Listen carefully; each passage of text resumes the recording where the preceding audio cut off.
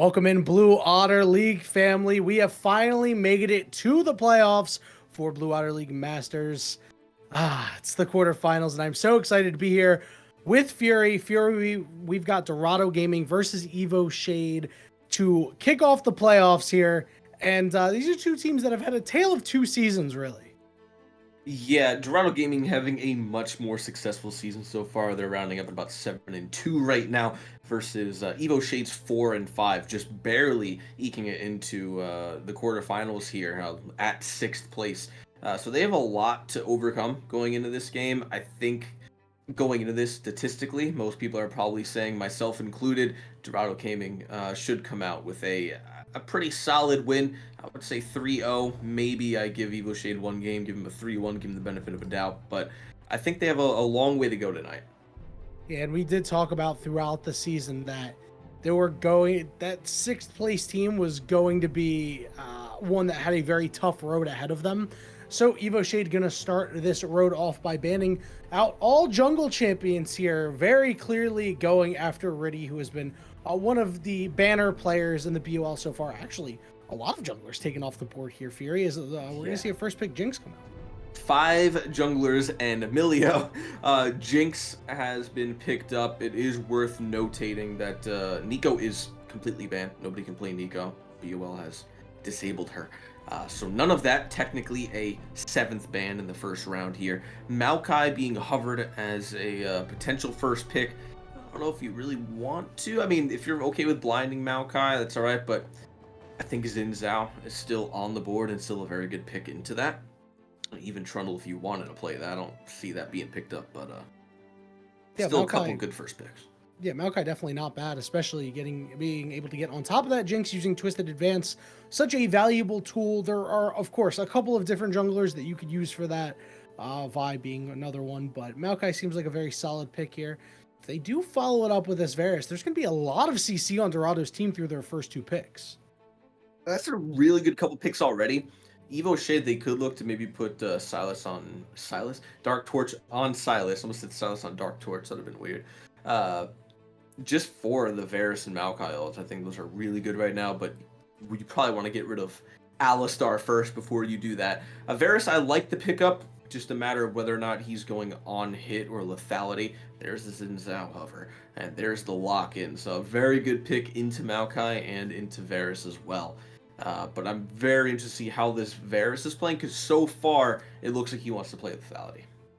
Yeah, and that Xin Zhao, as we know, can provide Jinx a little bit of protection depending on the direction that she gets ulted in. But the Thresh pickup, to nobody's surprise, one of the best pairings to go along with Jinx, as you and I have talked about at length throughout the season.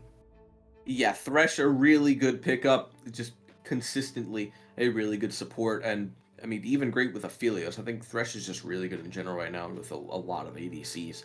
Rakan, with the Varus being hovered here, that's going to be a very aggressive lane if they choose to all-inning. The problem is you're against Thresh. And then Tahm Kench now, I don't know if that's going to be a support with a potential flex to top lane, or if they're just locking that in and taking it support. I don't know. It's certainly an option here. It does mean that there would be a lot of champions that are on the table to get taken away. Maybe that's exactly what Dorado wants Evo Shade to do in the second half of the ban phase. But Tahm Kench, good at protecting the Varus here, no matter what Evo Shade throws at Dorado. They should be able to be a-okay. But now, through the second half of picks and bans, you and I just talked about it a second ago, gonna see a lot of laners ban top laners, mid laners. What are you looking for out of both of these compositions, Fury? What are they missing? Dorado's missing damage. I mean, obviously, Yes. Varus is going to give you something, but not enough to take out a Xin Zhao, to take out a Jinx in a 1v1 even. I think Jinx realistically should hard scale in a 1v1 situation. But they need more DPS in general. I don't know what they're going to pick up for the mid lane, unless they throw the Varus mid. Obviously, a couple potential flexes in there. Evo Shade, they have enough hard engage. Maybe they want something with just more frontline. With a little bit of easier engage, maybe something like a set with the couple of tanks that Dorado have. Maybe go for something like Cassante. That could be really good into a top lane if they're choosing to. Well, they're going to have to blind pick top, right? So just something with a little bit more tankiness, a little bit more frontline that can just kind of take the damage that only Varus is going to be giving. Well, we are seeing a lot of mid laners get banned out. Obviously, we've seen Jace get flexed here in this Mhm. league a little bit. I think we've seen it more in the mid lane actually than we have in the top lane. So Yeah. we'll assume that this is 4 mid lane bans here. As both these teams acutely aware that Shima and Be Healthy are going to be on top of their game, and one of the remaining mid laners left, Syndra, gets picked up. Syndra's not a bad pick. I think it's decent. It's just you're never gonna kill Xin Zhao unless you know his ult is down, and that's a pretty iffy timing with the Syndra ult because of how long it is. But later on in the game, that Jinx could be in trouble if they manage to get to the back line. You know, Tom Kent jumps to the back, eats him, takes him to the Syndra, gets a kill. Yasuo just insta locks, just not even a thought on that one. Uh, and then Gragas. Okay, so they're just going Ooh. for Wombo combo on Yeah. Evo Shade. Yeah, you're absolutely right. Gragish and Zhao, that combination, they're going to look to enable this Yasuo here. And that should also provide some protection from Jinx, yeah? It should, realistically, yes. You know, they can go in. It's just Xin, Yasuo, and Gragas all have to go in at the same time, basically. They can't really stagger anything because Yasuo needs a Gragas ult or a Xin Zhao knockup, depending on what they're going after. I think Olaf is a really good pickup to counter that as well. The thing is with wombo combos like this is you can pick and be like, oh wow, that's gonna be a really good wombo combo setup. The amount of times we actually ever see a wombo combo get set up, I can count on half of my hand. I could cut my hand in half, and that's how many wombo combos actually get pulled off. It's such a rare phenomenon that I don't think we're gonna see this great Gragas 4-man ult Yasuo ult that they think they're gonna do. It's just not going to happen. They're probably getting a couple picks off of it. It'll probably look good for a little bit, but I don't think they're going to get the wombo combo they're hoping for. In general, on the other side of that, Dorado, even if you do get the ult off, I mean, who are you going to hit? You're going to hit Maokai and Tom Kench, and you're going to waste everything on them while Olaf runs into your backline. So, I don't know how I feel. I think Evo Shade have a good comp. I think they are dispersing their eggs into 4 different baskets for a good reason, you know, just in case someone gets behind. But I think you're trying to draft for 5 winning lanes when you should go a little bit weak side somewhere. Because if Dorado gets ahead in any aspect on any lane, realistically, I think they're just going to kind of walk away with it. If Olaf gets ahead early, you're done. If Vera starts pulling ahead, you're done, unless Jinx can somehow, some way pull herself in with a Thresh when you have Tom Kench in the bot lane with Varus, right? He's just going to be standing in front of them the entire time. Yeah, this Olaf really such a fantastic pick from Dorado here because of what Evo Shade's composition is predicated upon using some CC to keep Dorado at arm's length. But more importantly, the Evo Shade composition, aside from Jinx later on in the game, is very short ranged, right? So Olaf's Yeah, going to pop his ultimate and it's going to keep going.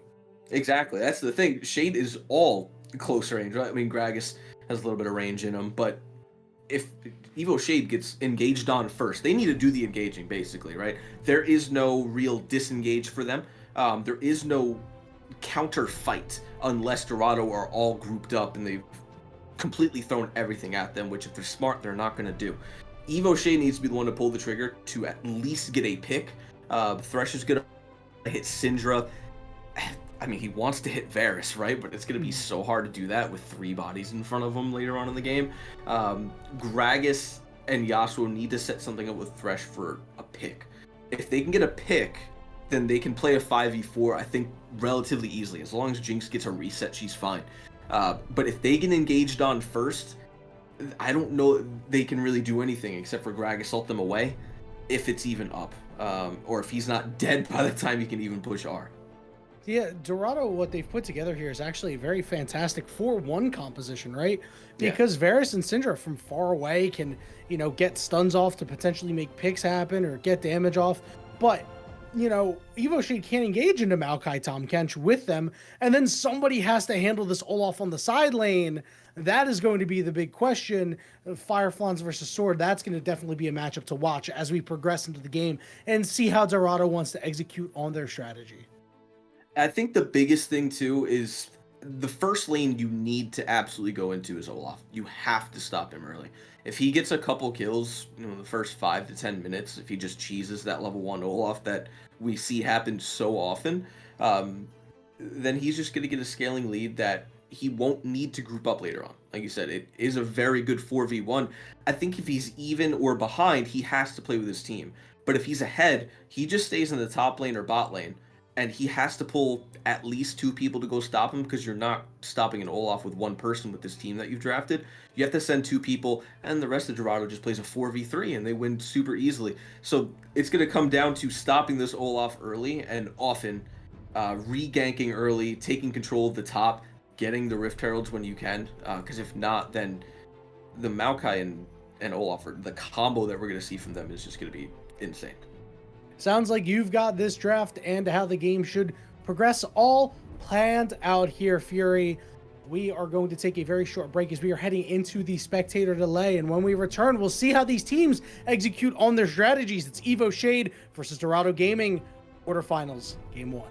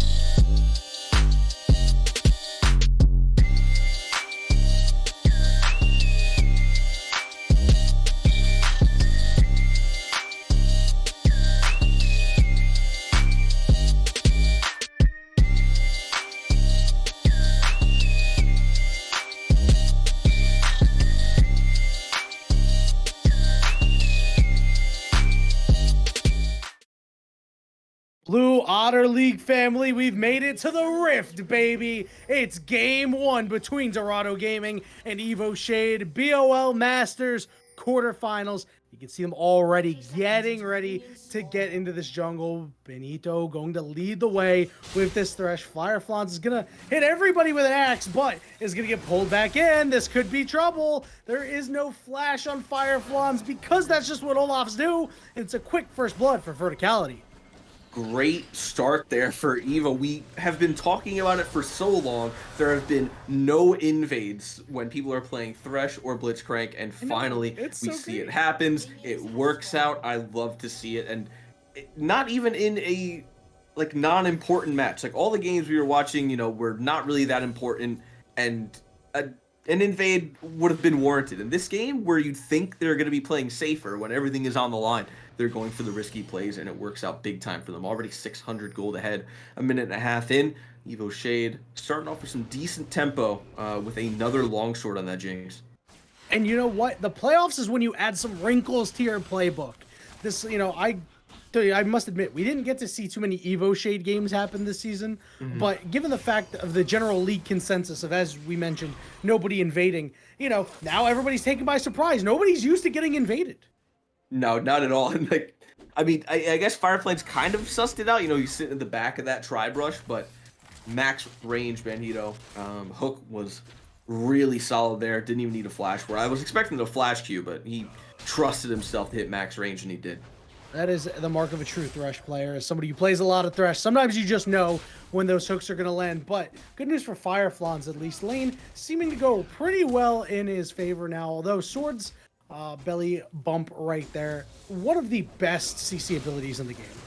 It really is, and not only that, but Firefly's fighting in a pretty sizable wave right now, so he's taking a lot of minion aggro. Actually, is now losing out on these trades with the healing from Sword coming through now, so he's gonna have a little bit of a hard time, but he's also very pushed up here. We do see one Springleaf coming towards the top side, and Firefly's as Ghost needs to be very careful up there. It could be in trouble. That Ghost is going to get burnt. Springleaf in hot pursuit of him. And it looks like Fireflans is going to go down again here.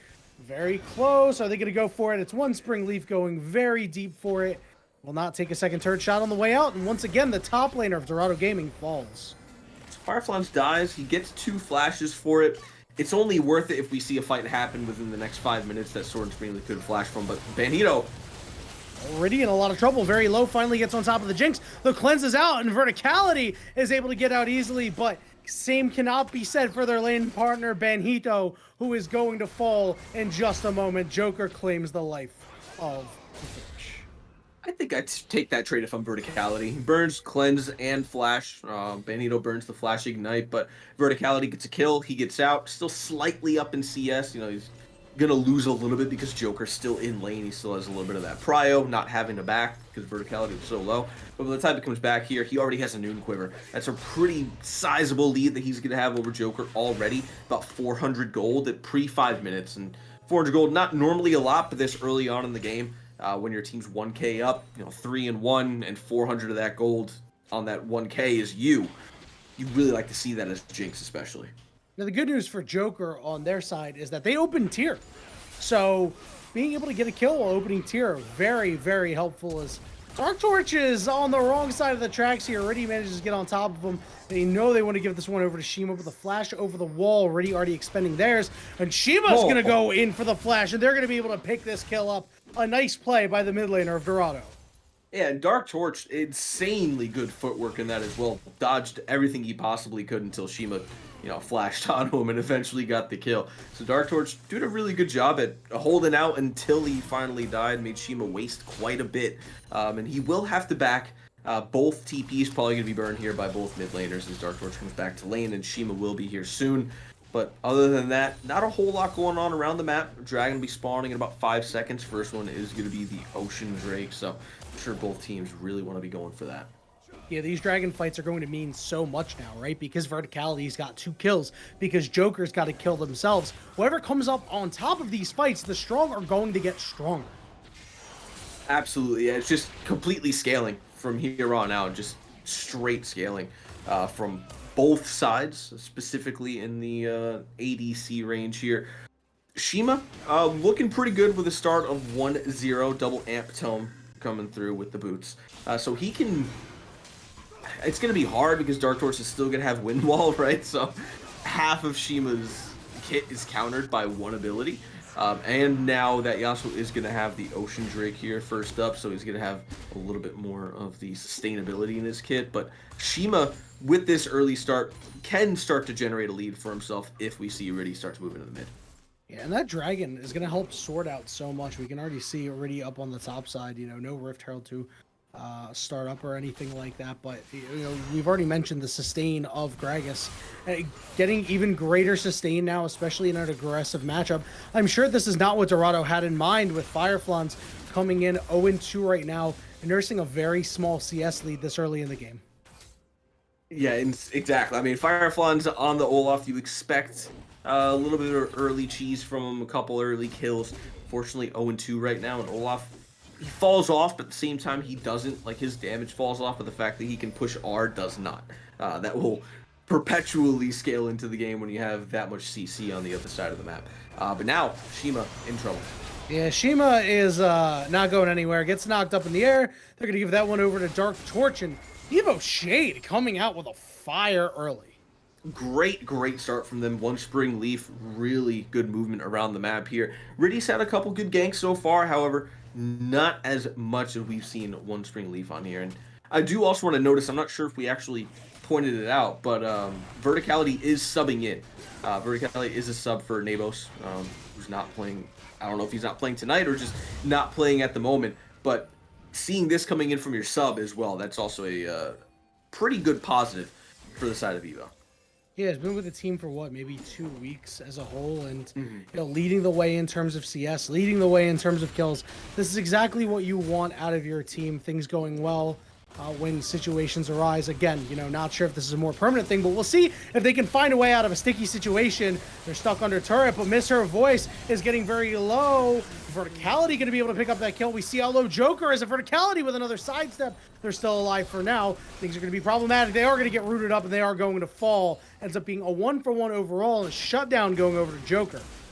Yeah, not bad. I would say it's worth it for Verticality, but the fact that Joker gets a shutdown kind of makes it a little bit even. He's only 90 gold down right now, so it's a far stretch from that 400 that we were seeing earlier, and Firefly's potentially in trouble ghosting away as he does see One Spring Leaf. Well-timed minion wave for Fireflies. Yeah, and saving his life, making sure he doesn't go 0-3. Now is that Vamp Scepter that should help him out a lot in lane to match the sustain of Sword. The only problem is we do see One Spring Leaf starting up that Rift Herald. Looks like they will end up backing off of it. Already on the bottom side, they just weren't sold on where the opposing jungler was. No priority up top means you can't really go for it as we start to see Dorado Gaming settle in a little bit. Yeah, that last fight was 1-for-1, but you get the shutdown, you get the kill over to Joker. You're really happy with that. Yeah, and I think it was just a really good move by Miss Her Voice as well, heading into the top side there to kind of fake out that Riddy was top side to go after that Rift Herald and look to contest it because Firefly still had the priority in the top lane. So even with Riddy being on the bot side, One Spring Leaf, you know, there's no vision on the bot, so they had no idea where he actually was. So great heads up play by Miss Her Voice, moving back down into the bot side now while Firefly continues to push in the top. Kind of a lull now. I don't really see much to fight over unless there is going to be a big fight around this Rift Herald. But Fireflies being this pushed up again, once again susceptible to a gank from One Spring Leaf. I am getting a lot of value out of these wards. Is the side of Dorado Gaming, making sure their top laner does not succumb to another gank. But this time around, One Spring Leaf knows they can pull the trigger. They are going to start up on that Rift Herald. So we'll have to see how EVO Shade utilizes this Rift Herald. A good way to be able to get control of this game once again. Yeah, absolutely. It's still a little bit ahead for EVO. You know, they're still in good positioning here, but a potential dive. Yeah, Verticality going to be able to get out because of the block coming out from their Thresh. But now, Sword with the teleport, it ends up being a 4v2. It's a little disconjoined here. Now they split it to a 2v2 for now. Verticality going to drop the ultimate, but it whiffs. Riddy flashed. And they will manage to be able to find the kill. Shima dropping that unleashed power. Sword wants to continue to push forward. Shima is very low, getting lower. Verticality flashing forward, but they will fall. It ends up being a double kill for Sword, but Joker is going to get another one now. 4-0. That said, one Spring Leaf and Dark Torch. They're pushing down this mid lane turret. The Rift Herald still available for them as well, which is about to get dropped. That's going to mean first turret over to EVO Shade. Yeah, I was gonna say I didn't see Rift Herald get picked up. I forgot it doesn't really tell you that it gets picked up, Of course not. and it just wasn't on the map, and I wasn't sure who had it. But one Spring Leaf, nice move into the mid lane through that whole bot lane scurry. They're gonna take one tower and about half off of that second one as well. Overall, I think that was really big for Dorado. Varus now being 4-0. It's obvious he's going to be going lethality. The biggest thing about that is the entire enemy team is very squishy. So lethality is really big for him. So him having Eclipse already before even stacking up that tier, is really, really good pre-15. So he's looking to do a lot of damage early on now.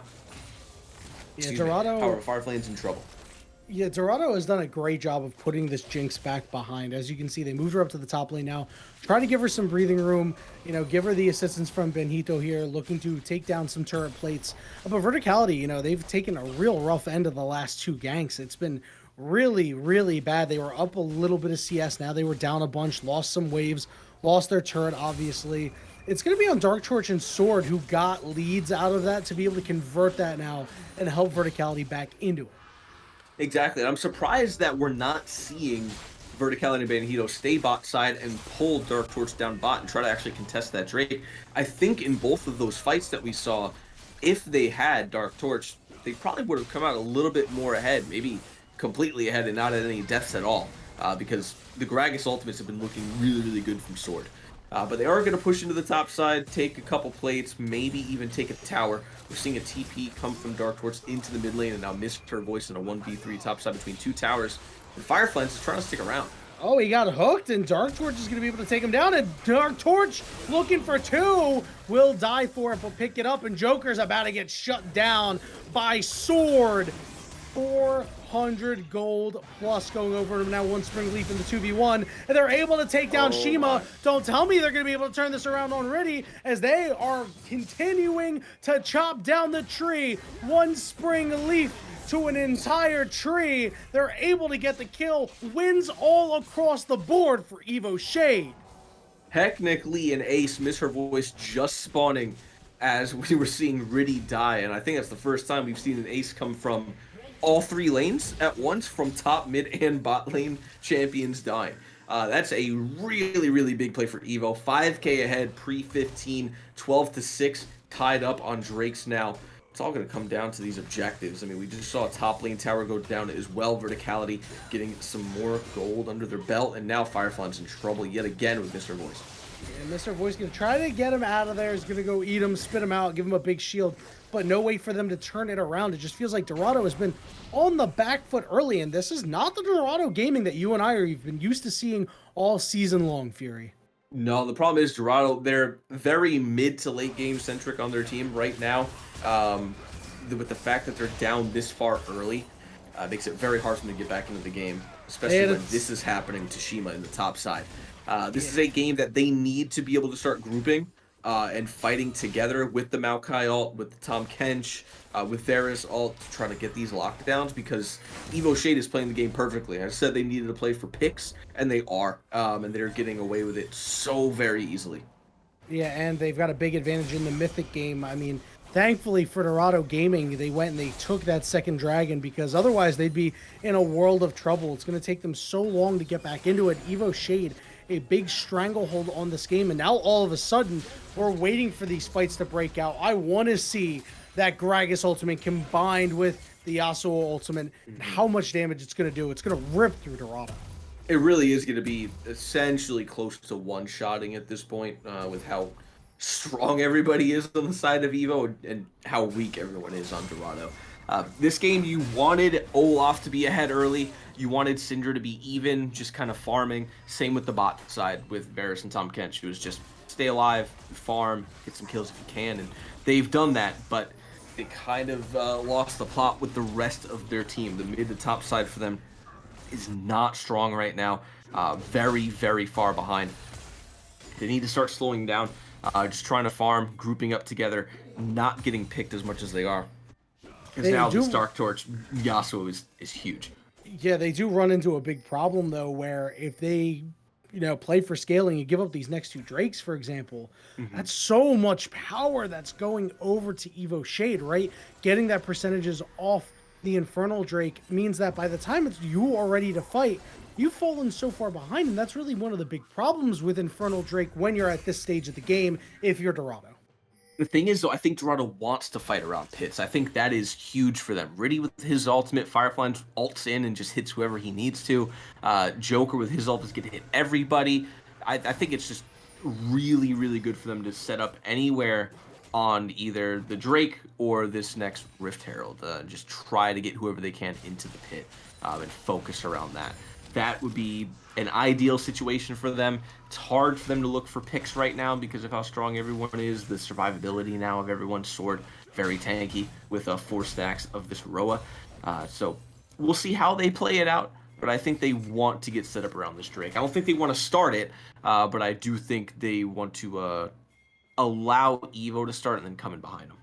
Well, Dorado does have 2 completed mythics on their carries and 2 completed items on Riddy and Fireflans now, so that's okay, right? Like, you can now all of a sudden take this fight if you want. You see they've taken control of the dragon area and what Shima can do to keep them at arm's length. Remember though, this Rift Herald is up and they are missing a mid-outer turret, so if Evo Shade wants, they can just push up, drop the Rift Herald, but it looks like we are going to see some sort of dragon fight break out here. Riddy getting taken very low, has the twisted advance of the dragon to survive. Sword on the other end getting aggressed on by Fireflan. Sword's ultimate is only going to catch one, but there was no ultimate from the Yasuo to follow up. Sword is going to fall. Joker gets eaten over the wall, and now Shima in good position is going to land the stun, and here comes Dorado Gaming. Joker and Shima completely untouched. They have a 5v4 right now. A couple of low health bars coming out here. It's one Spring Leaf taken down to below half. Shima, the bouncer on the top side of the river, means that nobody can get in. It's one Spring Leaf that has to try to get a steal.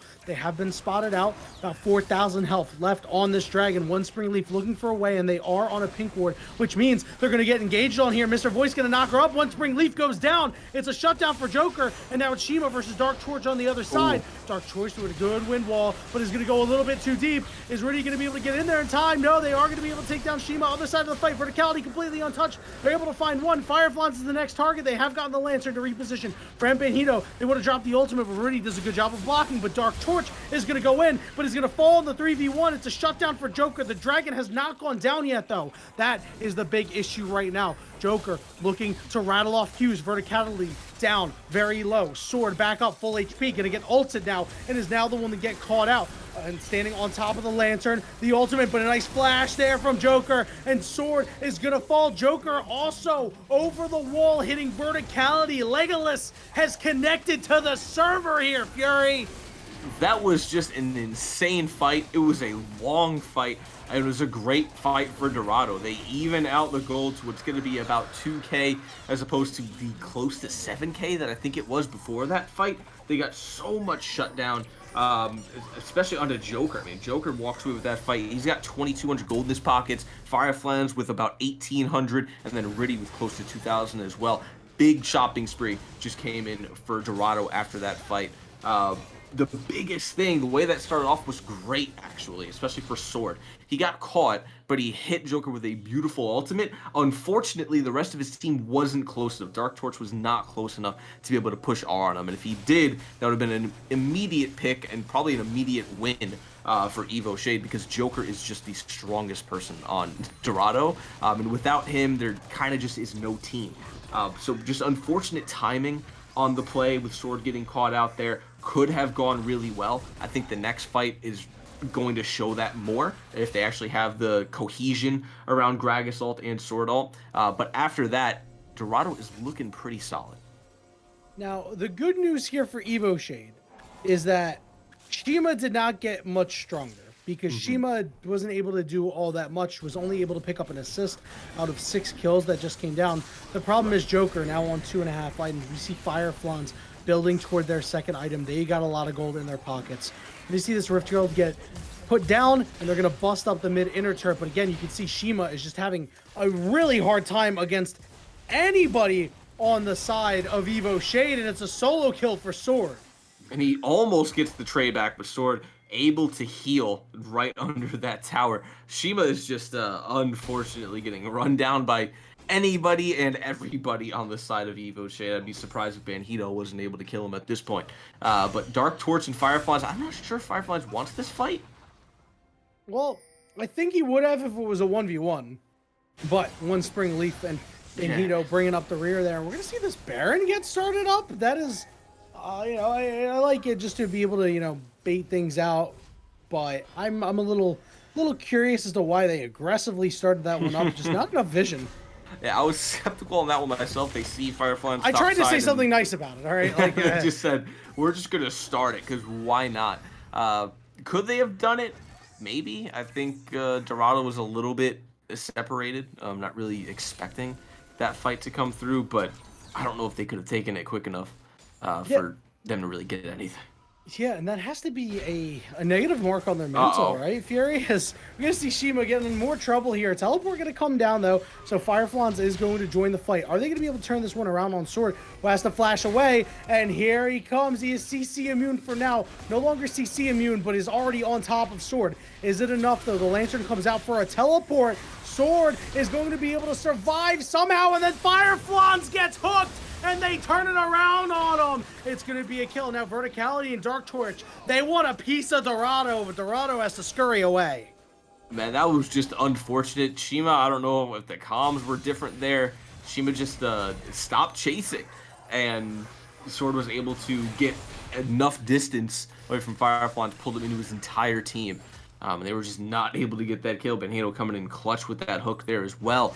So I don't know about the mental for Evo, but I know if I'm Dorado, my mental's kind of shattered after that one. Yeah, it's a bit of a rough one if you are the solo laners of Dorado, but the good news is you have Joker. We've sung Joker's praises all season long, right? One of the best players in the league in almost every statistical category, right? Top 5 in damage per minute, right? Top 5 in kills per game. Just fantastic stuff. And when your carry that has been able to do these things all season long is fed, like, you always feel like you're in it. And you can even see he went and picked up that Edge of Night. It's going to go so well for him for the rest of the game. It's going to be a really good pickup. I don't know, man. I don't know if I trust it at this point in the game because, like we saw in that last Dragon fight, right? Joker did get ulted twice. They were able to kill Sword twice. However, if Dark Torch is not killed and Joker gets hit by the almost easiest ult to hit in this game, Joker's just dead, and there's nothing they can really do about it. There's not enough tankiness. There's not enough CC. There's just not enough anything on the side of Dorado right now to stop that from happening. They're not looking for wombo combos anymore. They just need to kill Joker because the rest of Dorado is not killing anybody in a fight if Joker's dead. But the thing is, it's very difficult for them to actually go and pop that shield because they're such low range. A really big thing to note is that Fireflans has no ultimate for this fight. Against this composition that we mentioned, it's going to be so good against. It's going to be really, really rough. You already see it's a quarter through its duration, but this dragon is up. It would be a huge one for either team. Evo Shade, they feel like they need a foothold back in the game. The engagement's going to go down onto Riddy. Shima going to try to do what they can, but Joker staying in the back. The ultimate's going to go down, and Joker still full HP, but gets hit, but is pulled in by Mr. Voice, which means Dark Torch is in a lot of trouble. Joker's going to be able to flash away, but there's already one kill, and now Joker has fallen. It's 3 kills. 4 kills, and now they're looking for number 5. Verticality is taking down Shima. A double kill for the AD carry of Evo Shade, and it's a clean ace plus a dragon for Evo. Beautifully played for them. They're going to move straight onto the Baron. That is essentially 100% theirs, but Banhito hits the hook over the wall. Doesn't even need to hit Joker because Glacial Augment is going to proc that Edge of Night instantly, and the ult from Sword comes through. Dark Torch is able to get off the ultimate. Good try from Mr. Voice to E-Joker. Unfortunately, it's just not enough at this point in the game. Joker went back into melee range, and the hard work that Dorado Gaming put in to try and close this gold gap was undone in an instant. A 7,000 gold lead here for EVO Shade as they're looking to shock the world here in game one, Fury. Yeah, I mean, 8K gold lead is hard to come back from. That's hard to throw at this level of League of Legends as well. If this was gold, yeah, maybe I see a comeback. I'm like, maybe they just throw a 10K gold lead off the next Baron player or something like that. But at this point, EVO Shade, I think they're looking to close this one out. And this is definitely their game to lose. Dorado can 100% still win it. It's in the cards. However, I think it's just the last card in the deck, and you have to shuffle every time you pick. Well, it looks like they're sending Dark Torch back into the deck as the burn card here, as he's going to fall. There's a teleport down there as well. It means that Sword is going to have to try to find a way out of a 3v1 here. All of a sudden, things are falling apart here. Joker A-OK for right now, but one Spring Leaf from the side. Mr. Voice has to eat him and get him over the wall, but Fireflans is going to fall, already trying to help out, but Benito cutting off their way out from the side. Sword very low, but is able to survive, and it's just too much here. EVO Shade consistently on top of Dorado Gaming, and now Joker slowed up, very close to going down. Are they going to be able to get him? Not quite. Riddy going to sacrifice himself for their Fed member to survive. Sword going to get traded back on the other end, but it's just not enough here. A lot of Barons, though, have been taken off. Yeah, it's not bad, except the, Jinx still has it, so that is a big problem. Verticality, playing very safe in that fight, comes out full HP. That zap does so much damage as well. Shima gets taken down about 25% of his HP from it. Verticality just looking to push through. I'm playing a little bit slow right now. They're going to start sieging from here. Once everybody comes back up, I imagine they look for like one last big team fight. Try to get Sword Ultimate with the Yasuo. They look for that Wombo combo that they just saw in the Dragon fight in that last one, and they look to probably close out from there. I think we see it over by about 35. Yeah, it's just EVO Shade in full control. Every time Dorado's tried to make a play to get back into it, we saw a couple of side lane picks like that last one, just unfortunately falling further and further behind in dire straits. Jinx is hit late game now, Fury. 4 items on this. Jinx has finally gotten back and surpassed Joker in items after Joker went sicko mode in the mid game. Now everybody is going to come up top and gang up on Fireflans, as Fireflans is going to find that he can't go up, he can't go down, he can't go left, he can't go right, but there is one place he can go, and it is back to the base.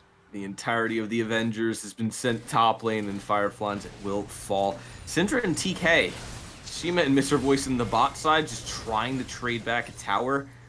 Nobody's top here. Thankfully, EVO Shade doesn't have a wave to push in this tower with, so they will get a bot lane tower for free, but Joker's stuck mid, trying to stop this mid lane that's pushing, and then you have Shima backing after Mr. Voice just back. So they have to stop this siege, but they're not able to stop mid and top at the same time.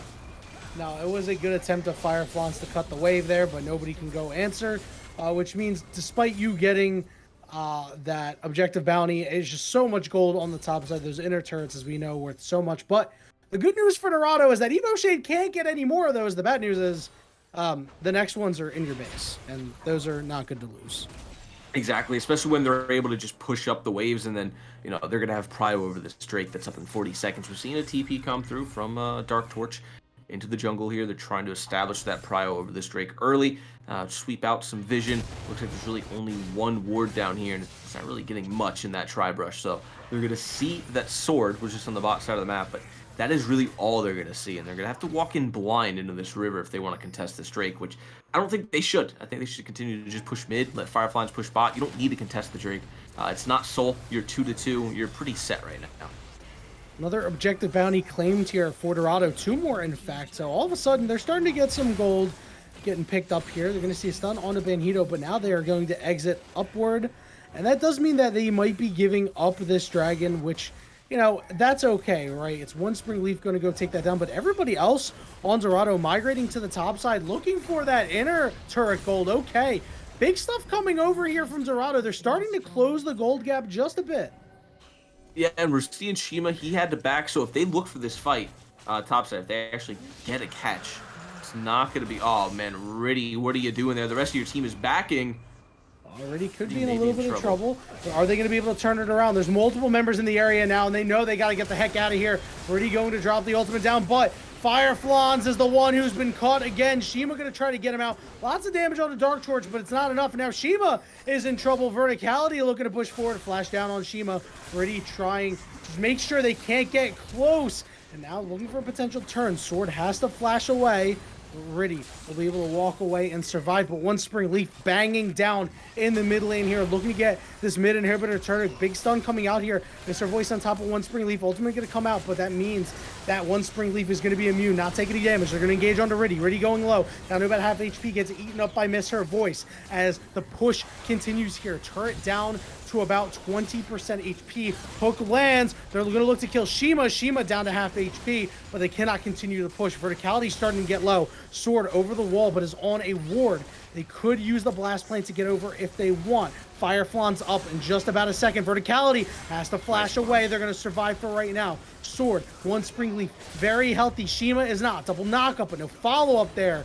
Dark Torch elected not to go in. Fireflans is on the back line, though. They're CC immune. Looking to take down Verticality, but they can't. And now the rest of Dorado Gaming's in a heck of a lot of trouble. There's that ultimate you talked about. Riddy's going to fall next. Joker has nobody else to rely on. His Mr. Voice, the one protector, also running scared. And it ends up being another fight going the way of EVO Shade. And now their eyes are set on the Baron. I don't know what I'm watching except for just blunder after blunder from the side of Dorado. I don't like to point fingers, and I love Riddy. That's my boy. But man, did he just kill his entire team's tempo because he wanted to get caught at a scuttle crab, knowing that everybody was topside to stop that push. And then Fireflans, I don't know what that TP was. He died before his team was even able to fight. Riddy didn't have ultimate. There was nothing they could have backed that up off of. So 2 really bad deaths in a row. Kills all tempo, gives a bunch of gold over to EVO Shade, almost a 10k gold lead now. Now they have Baron. Now at this point, any potential that Dorado had of winning this game has just been thrown out of the window. They're going to need a miracle. I suppose there are 2 inner turrets still left up if they find picks to be able to maybe find a way back in, but they had started to close it just a little bit, and again, it just feels like everything they try to do, EVO Shade has an answer. They have been impressive from start to finish, and EVO Shade showing here in game 1 that they are not to be trifled with.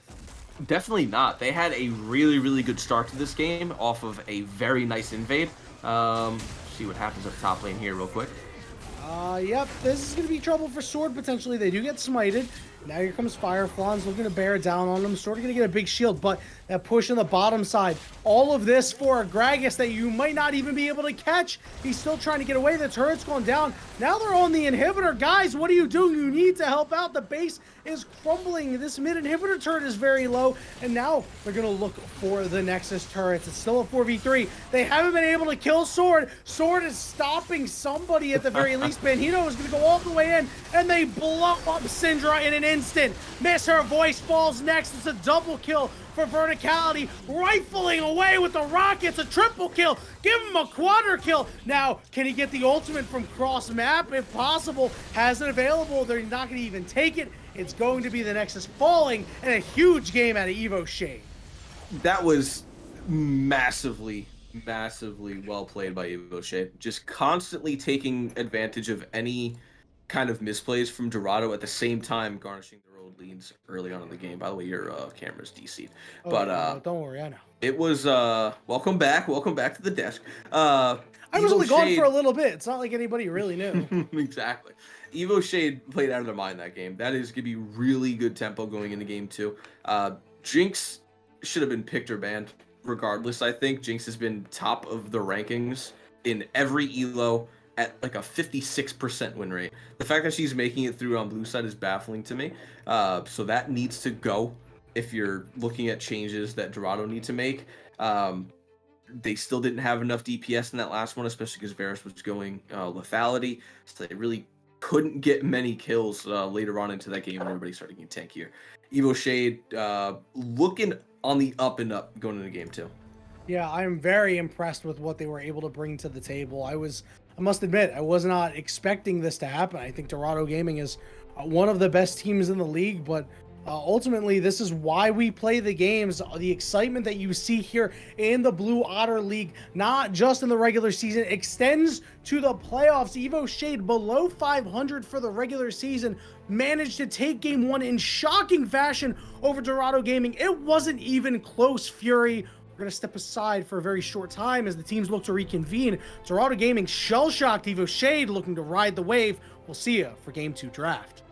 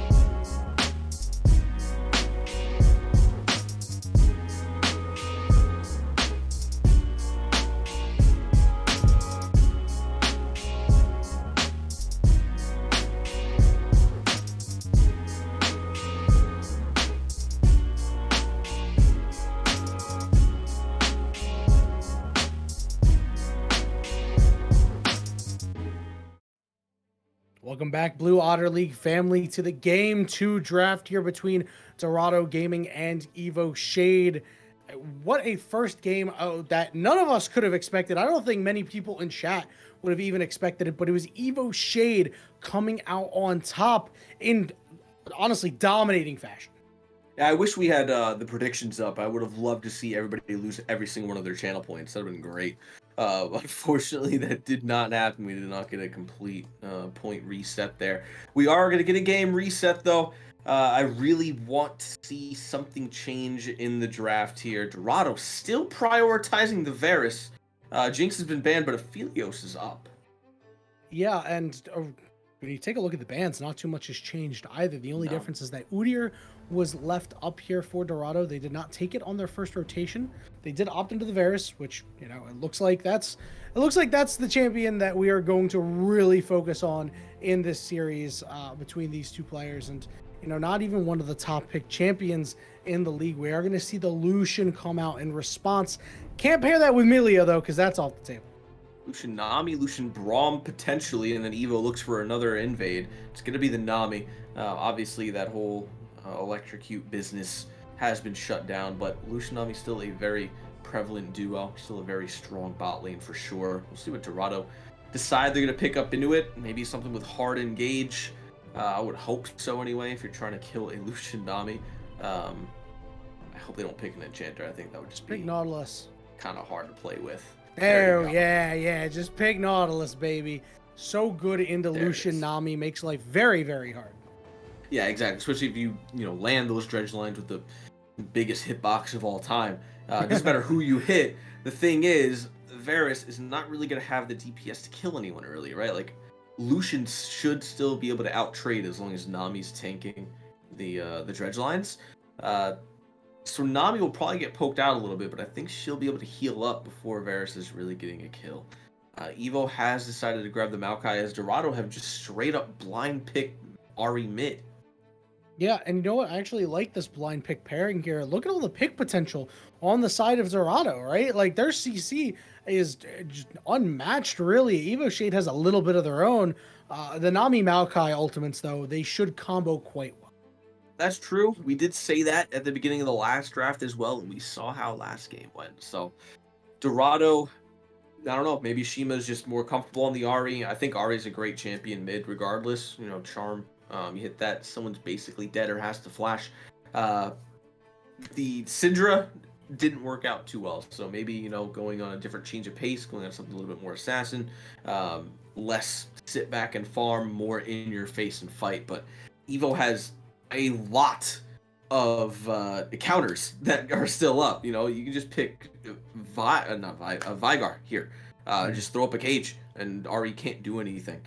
They can still pick the Yasuo if he wants to, because you're just gonna wind wall the charm, right? Like, I don't know. I'm a little bit worried for Dorado in their draft already. I am too, because after this pick here, they're gonna have to pick. Now, I thought they were actually going to get top lane counter pick here, but it looks like they're. I thought Evo was gonna be able to get it, but it looks like they decided to give that up and let their mid lane have the last laugh. Unless this is a Vladimir mid. That's Vlad mid. That's not Vlad top. Listen, That's we don't Vlad know top, for sure. If that is Vlad top, I will find something in my house that you want me to eat and just eat it. Like, there's Listen, just man, no we way. don't know. We don't know. It could be Vladimir top, but what's going to be interesting is what we're going to see Riddy get on this time around. Things didn't go so hot on the Maokai. Going to see that Scion get locked in. And I was going to say, there's not that many options for Riddy here. There's really not. Firefly's going to be locking in that Scion. Riddy,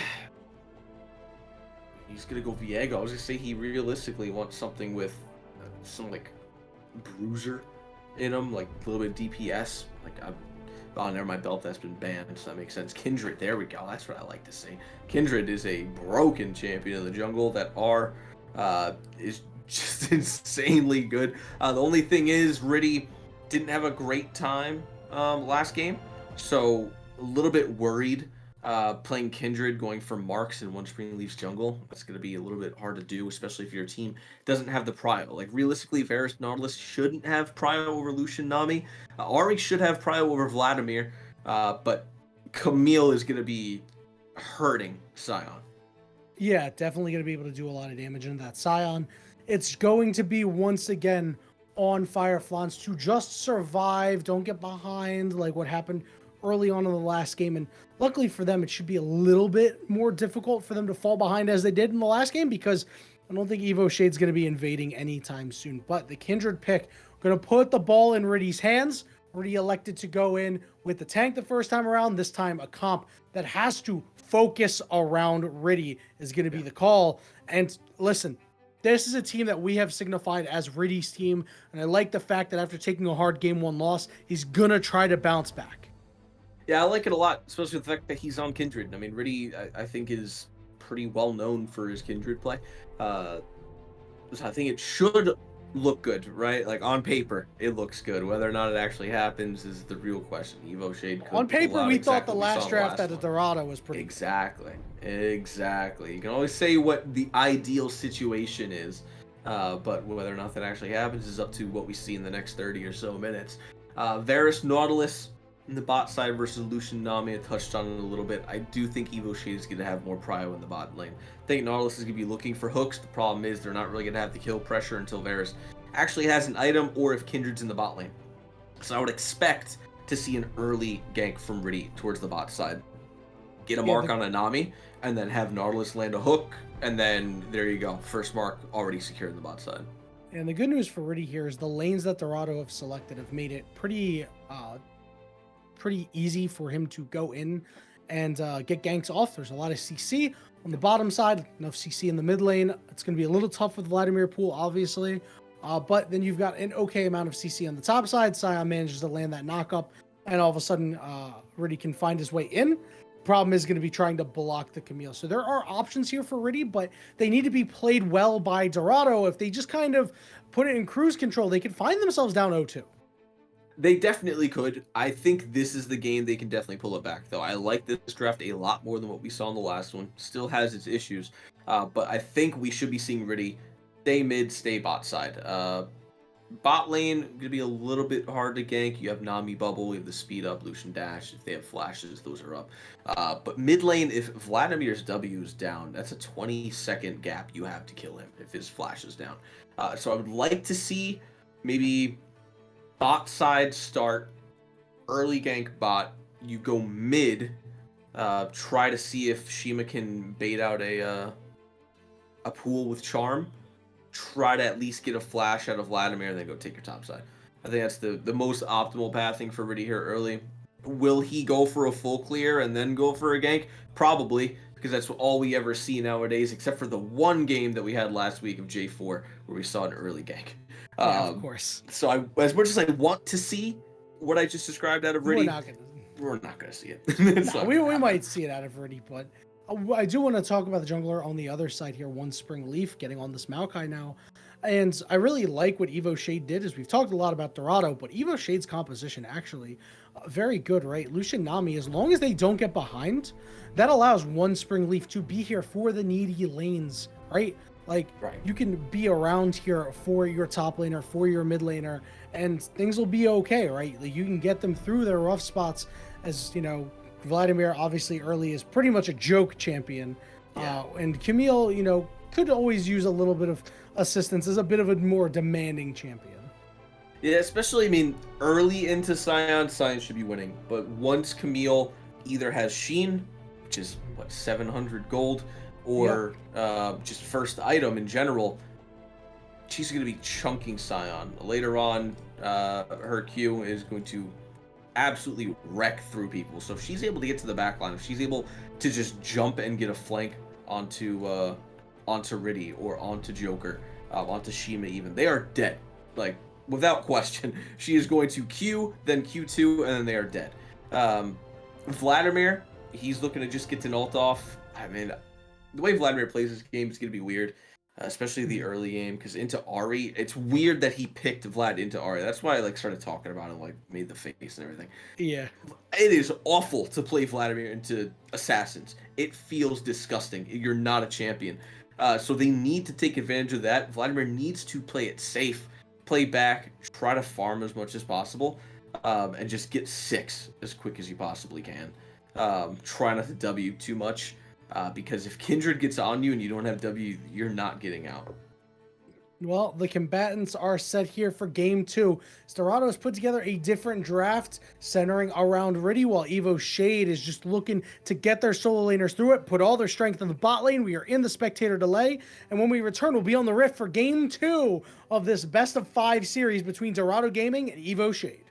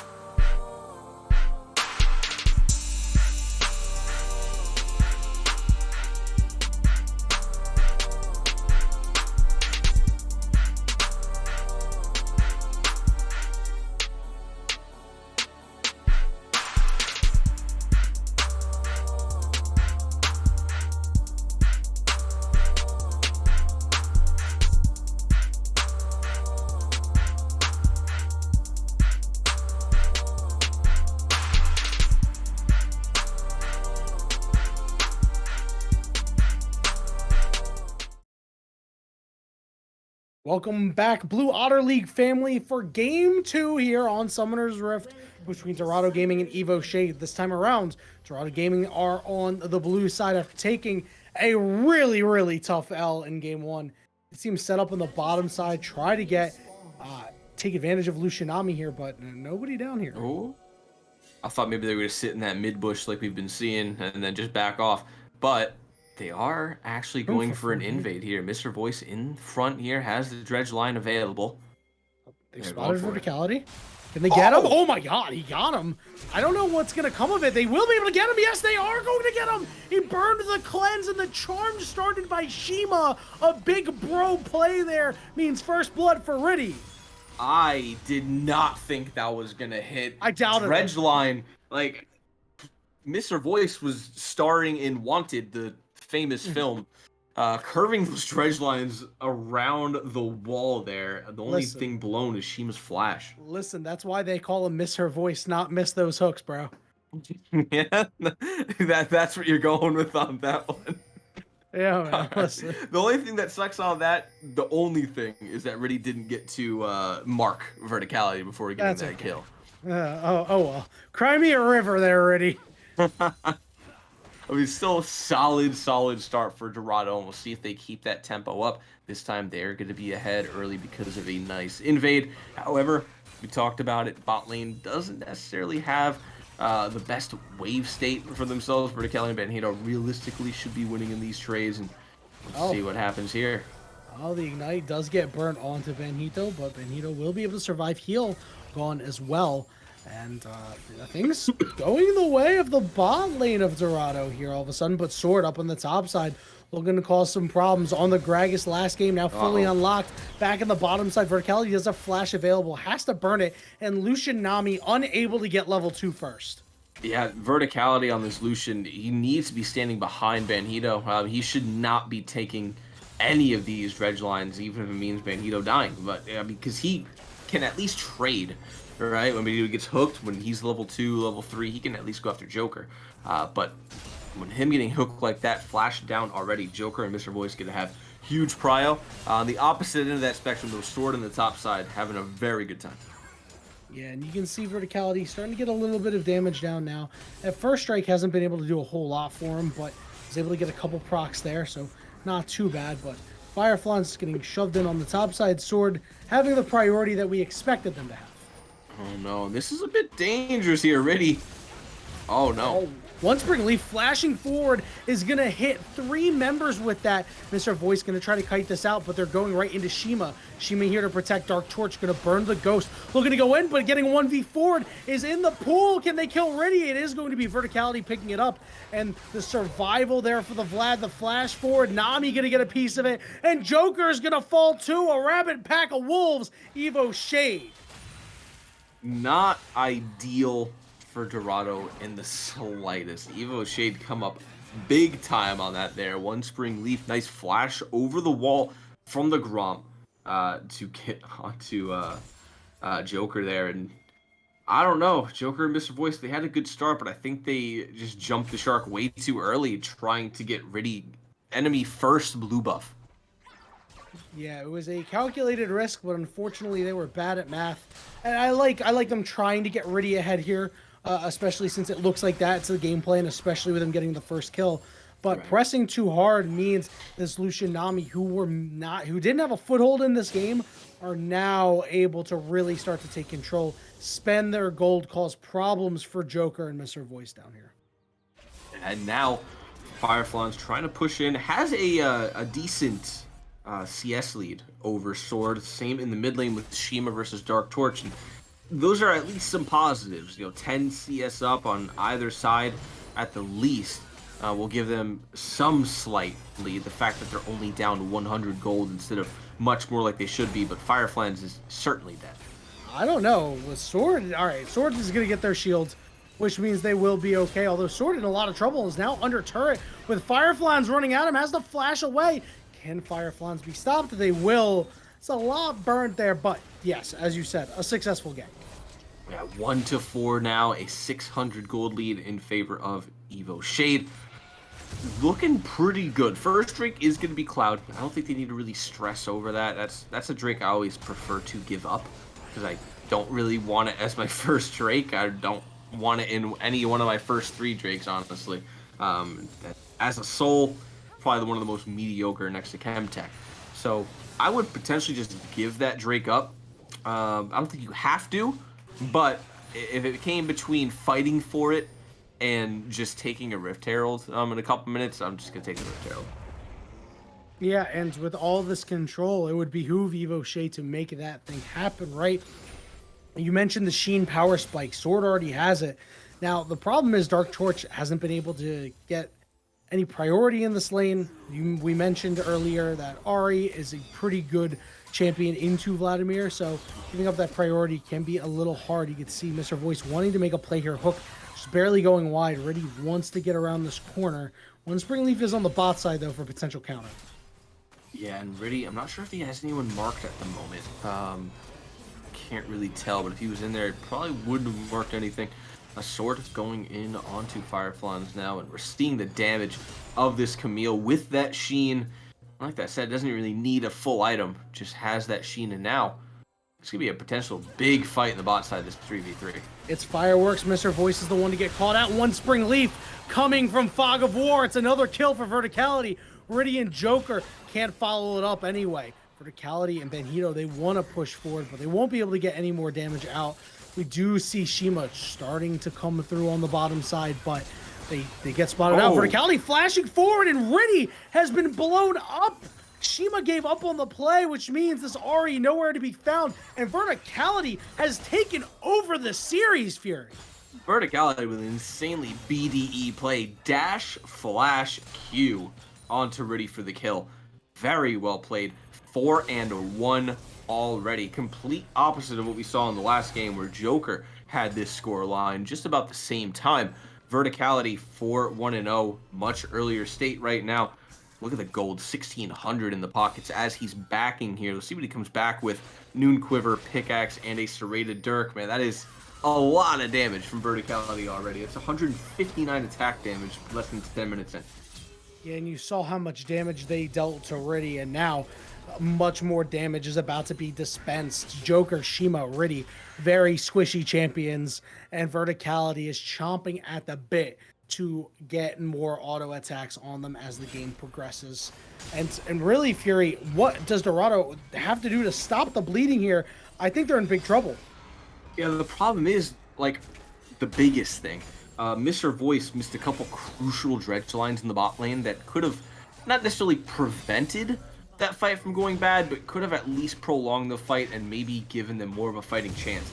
As soon as you miss dredge line and you don't have your ultimate, you're not in range for just an auto attack, you have 0 CC, right? Like, Riddy's not giving you any CC, Joker's not level 6 yet, Benito hits a bubble, and then Verticality shreds you down to half health in one combo. Then one Spring Leaf was just there because he could push W and then push Q and insta-CC lock you.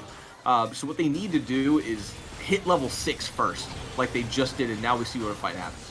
Well, there's going to be a problem, but can they get on top of Joker? Joker going very low, but the rest of Dorado Gaming is finally here to clean up. Benito certainly going to fall next. Just depends on who they're going to give it to. That one's going to go over to Shima.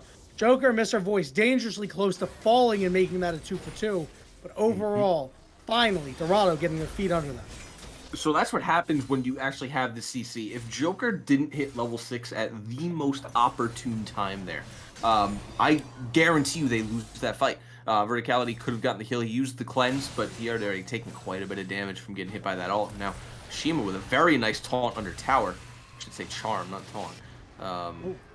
Doesn't go anywhere. Now it's dive top. Yeah, they're going for Fireflans. One Spring Leaf is the one tanking it. You're gonna use the W, but it does drop the aggro, which means Sword able to find a way out. They're gonna slow up Fireflans, but now Mr. Voice looking to potentially take down one Spring Leaf here. Sword is completely out of mana, but they're not gonna over pursue it. And just a nice fight on the top side.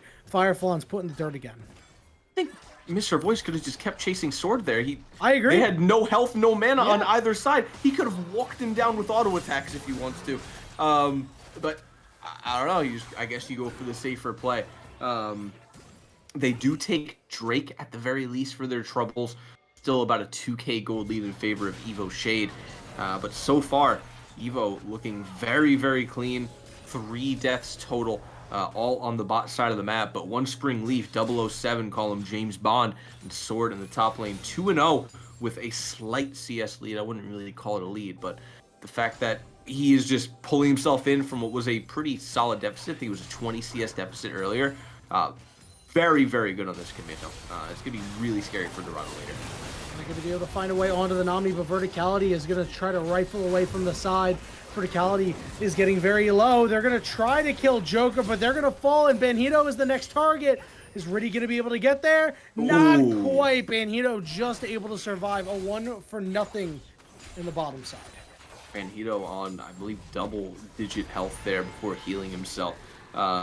Verticality got a little bit too greedy for a kill there. Probably could have just dashed away instead of dashing towards anyone, but try to at least pick up the kill. Unfortunately, that Kindred ult was still hanging around for just a little bit longer. Lamb's Respite keeping Riddy alive, and now bot lane sort of coming back for Joker. I wouldn't really call it a comeback. He does have a Immortal Shield Bow now, so he's not going to die as quickly. We'll have a little bit of healing in the kit, but I don't know. Verticality's looking really solid, and now a gank at the top side. Yeah, Sword could be in trouble here. I don't think they're going to be able to turn this around because they're going to flash, but Riddy is trying to cut him off with the pass here. Sword, not too many places to go. No flash available. Means it's going to be another one for them. A big shutdown. Now with that Kraken Slayer, and all of a sudden, Dorado Gaming's come alive just a little bit. Very good play. Good pick in the top side. Again, I wish Riddy would have marked Sword. Unfortunately, does not get a stack out of that. Still has 3 stacks on the mark, so not terrible pacing right now. We're going to see a pause probably come through as Shima DC'd. Quick reconnect, though. Thankfully, no pause. We're back far enough. Verticality and Banhito have gotten every plate on the bot side, though. Less than 15 minutes in, and they are already about to get first tower block. Yeah, and that is going to be big. You want to unlock Verticality. Despite him being 4-3, dying a couple of times now without getting kills, he's still incredibly strong on Mythic and a half right now. Let's see if they maybe want to go for the dive on the bottom side. The Maokai ultimate is going to come out here. There are no minions here, so one Spring Leaf would have to get in there with his own body on the line.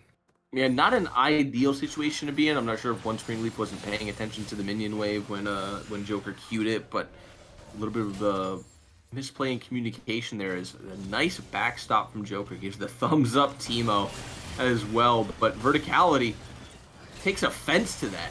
Yep, but they're going to turn it around now. Verticality is going to cleanse, going deep after Joker, but now Riddy is here, and the Maokai's not around. And Hito could be in a lot of trouble as Riddy is going to run him down, going to claim that mark, and they're going to be able to catch Verticality again.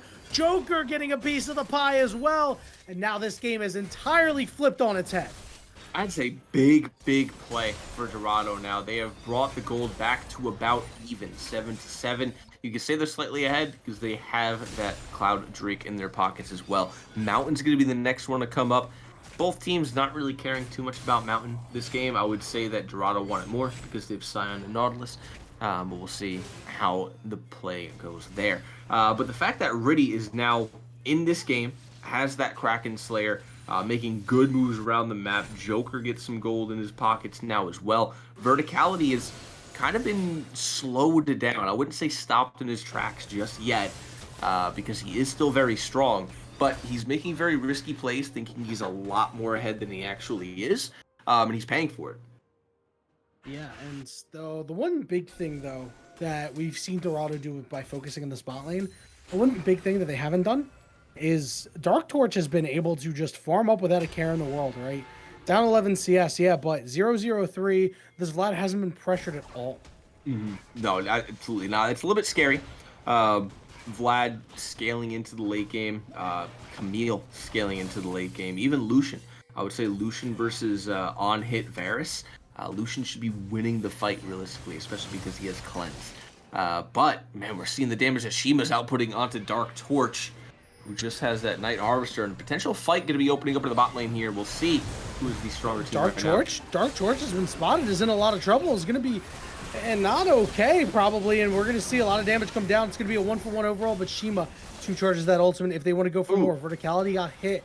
Shima want to go in? No. Dark Torch manages to survive, but ends up being a 1-for-1. They trade jungler for support.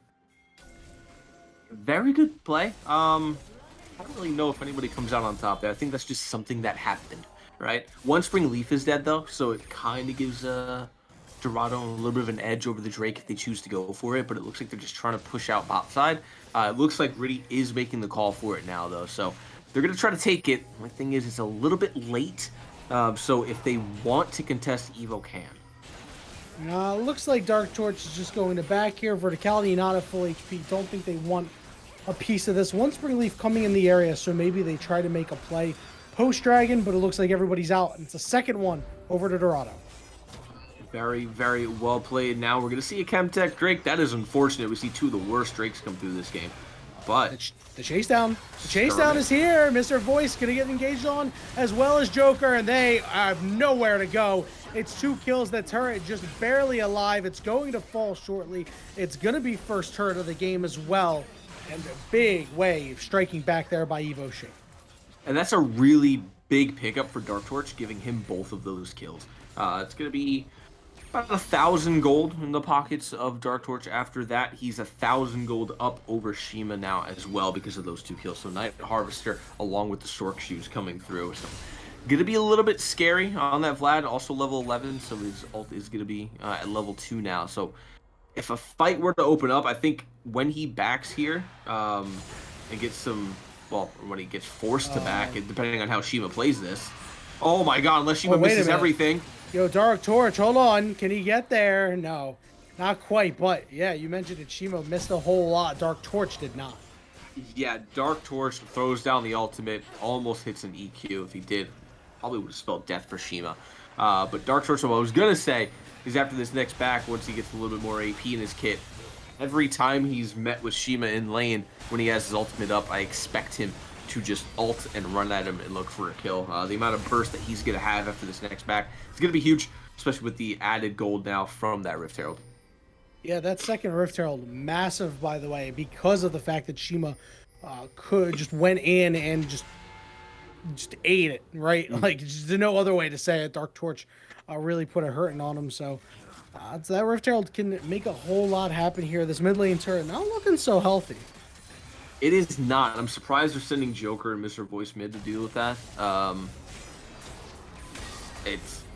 don't think they're going to be able to contest it, really. It's going to be hard for them to. But bot side, they have Shima pushing in. Dark Torch is just going to easily be able to farm that. But Riddy trying to go after the sword here. We'll see what happens. Riddy, the great equalizer, but can Sword find a way out? They are getting ripped apart. Can they turn it? Riddy will manage to survive. One Spring Leaf up here, but nobody else is. They're going to flash forward, but now Riddy's going to drop his ultimate. They can't knock him out. Here comes the teleport. Shima going to join the fight next. They're going to land the charm down onto the Maokai, and Verticality in a whole lot of trouble. They have been caught in the crossfire, and now it looks like one Spring Leaf is going to fall. Verticality wants to get back in. Are they going to be able to get multiple kills? They can't get any of them, as they're the one to fall.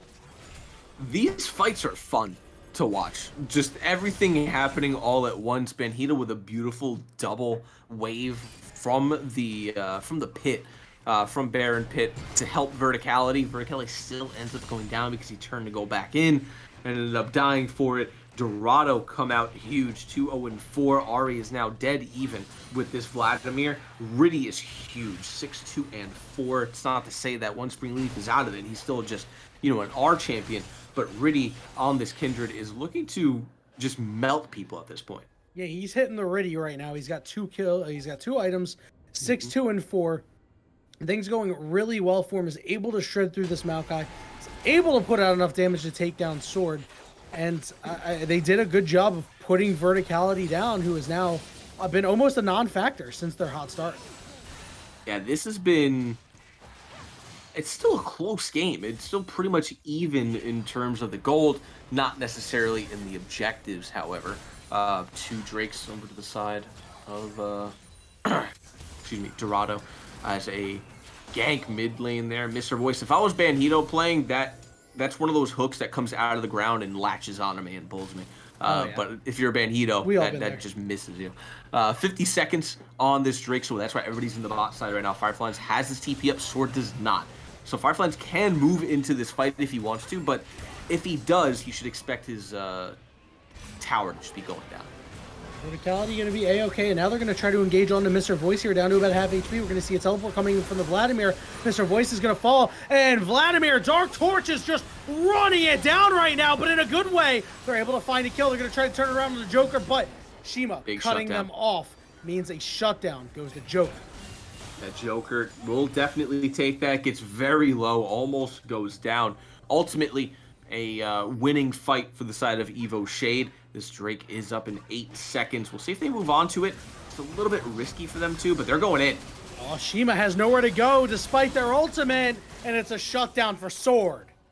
And just like that, definitely in favor of EVO, because Vlad got that 500 gold shutdown, then they got the 150 on a Joker, but then now 150 traded back onto Sword from killing Shima. So this should be a Drake going over to EVO, unless it's miraculously stolen by WQ here from Joker. It is not, unfortunately, and they will walk out with this Chemtech. So the best that we can see here is we're going to see 4 Chemtechs come through for EVO, and I mean, that's not terrible for what you're getting out of that Drake. And they're going to drop that Rift Herald into the top side here. So probably going to look to hover on top, try to escort this Rift Herald in to maximize the gold lead that they have now. You know, that 2K gold lead. Try to maybe get it a little bit farther up there, increase the tempo with the help of that Rift Herald. Now, there is one thing to mention here, Fury, is that Chemtech Drakes are really good for EVO Shade, actually. At this point in the game, they are. Normally, I would say I hate that Drake. It does nothing. But if you're getting 4 of them and you're this far ahead and you're pretty much all damage, it's not the worst thing you can get. Well, remember the heal and shield power, right? Yeah, so exactly. Look at all the healing. Dark Torch, Spring Leaf. Yeah, it's gonna be a little bit hard. Tenacity too for the very few CC engagements, right? For the side of Dorado, you know, the entire bottom side, like that's a big deal here, and Dorado Gaming needs to be very careful. They need to start relying on those picks. CC verticality, dodging one, can they dodge the other, and just running circles around Dorado, but they ran in a circle instead of a straight line. That means they're going to fall. Or is there going to be a counterattack here? Oh my God. From Dark Torch. Holy crap, dude. That's a lot of damage. Sword flying in from the side as they're looking to wipe Dorado Gaming off the face of the earth. The road to the Golden City is actually paved with their blood. A double kill for Sword. That was a massive alt EW from Dark Torch. Absolutely exploded Dorado there. I love Vlad as a champion. I just love watching that happen. It just makes me flip out every time. Sword, though, with that Cho'Gath ultimate on cooldown, looking to kill Shima. Makes him at least flash. They're going to take the mid lane tower. That bot lane tower is dangerously close to going down as well if somebody actually moves down there from EVO Shade. And top side now, top Sword, you kind of have to keep sending 2 people. You need to keep ready top to kill them, but now what do you do about verticality and Dark Torch on the other side of the map? It's a little bit hard for them to pull themselves back into this, but with a decent team fight, while Dark Torch isn't there, they should be able to win. Yeah, the problem is making sure that Dark Torch isn't there. Dark Torch has done a very good job since getting out of the laning phase of being in the right place at the right time. Last 2 fights definitely going their way. I must say, I was surprised they didn't start up the Baron after winning that fight. They only managed to get the 1 tower as well. So luckily for Dorado Gaming, it wasn't as bad as it could have been. Right, and not as big of a power play as you probably would have expected out of a really big fight from that happening in the mid lane, that close to Baron. Pretty ideal situation for that, but maybe they decided they didn't want to potentially throw it there, so they played a little bit safer, backed off, spent some of their gold. Vlad nearly has that Rabadon's Death Cap. We're about to see 3 items out of him before 30. I'm probably going to say before like 27, especially if he kills Fireflies here, but I don't know if he really wants this fight against Scion with Heartsteel. He's just going to be punching you in the face and just healing off of it, essentially. Yeah, giving new meaning to the term lifesteal. You know, Fireflies has a lot of health bar to give, and Dark Torch has a lot of health to take. You know, like Vlad says, he's a universal recipient. Yeah, that would be a fight that would just last forever with Grass Procs and Vlad Qs. I think Oh, jeez. eventually, if it was just basic abilities, no ultimates, Dark Torch should win after a while, but that would be kind of a long fight to watch. Baron looks like is being started. Yeah, it definitely looks like it is. And I mean, Dark Torch is working on this bottom turret as well. So really no idea what's going on. Verticality and One Spring Leaf have enough damage, but the rest of Dorado has shown up. They've realized, hey, something is wrong here. It's going to be a 4-on-3 for right now.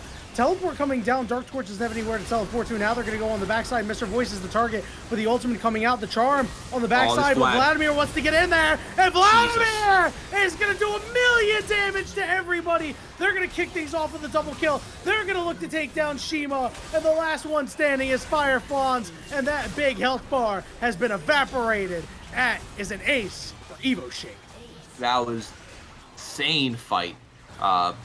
Beautiful TP from behind. That ward, like, normally you see that ward and you think that's giving you nothing, except for if the jungler's taking blue or Gromp at this point in the game.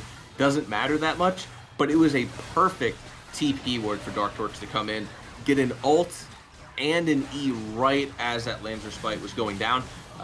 Massive amount of damage for him. Sword was able to push in top side, get 3,000 gold, by the way. Sword is backing on right now. Dark Torch 2,200, Lucian about 1,800 for verticality.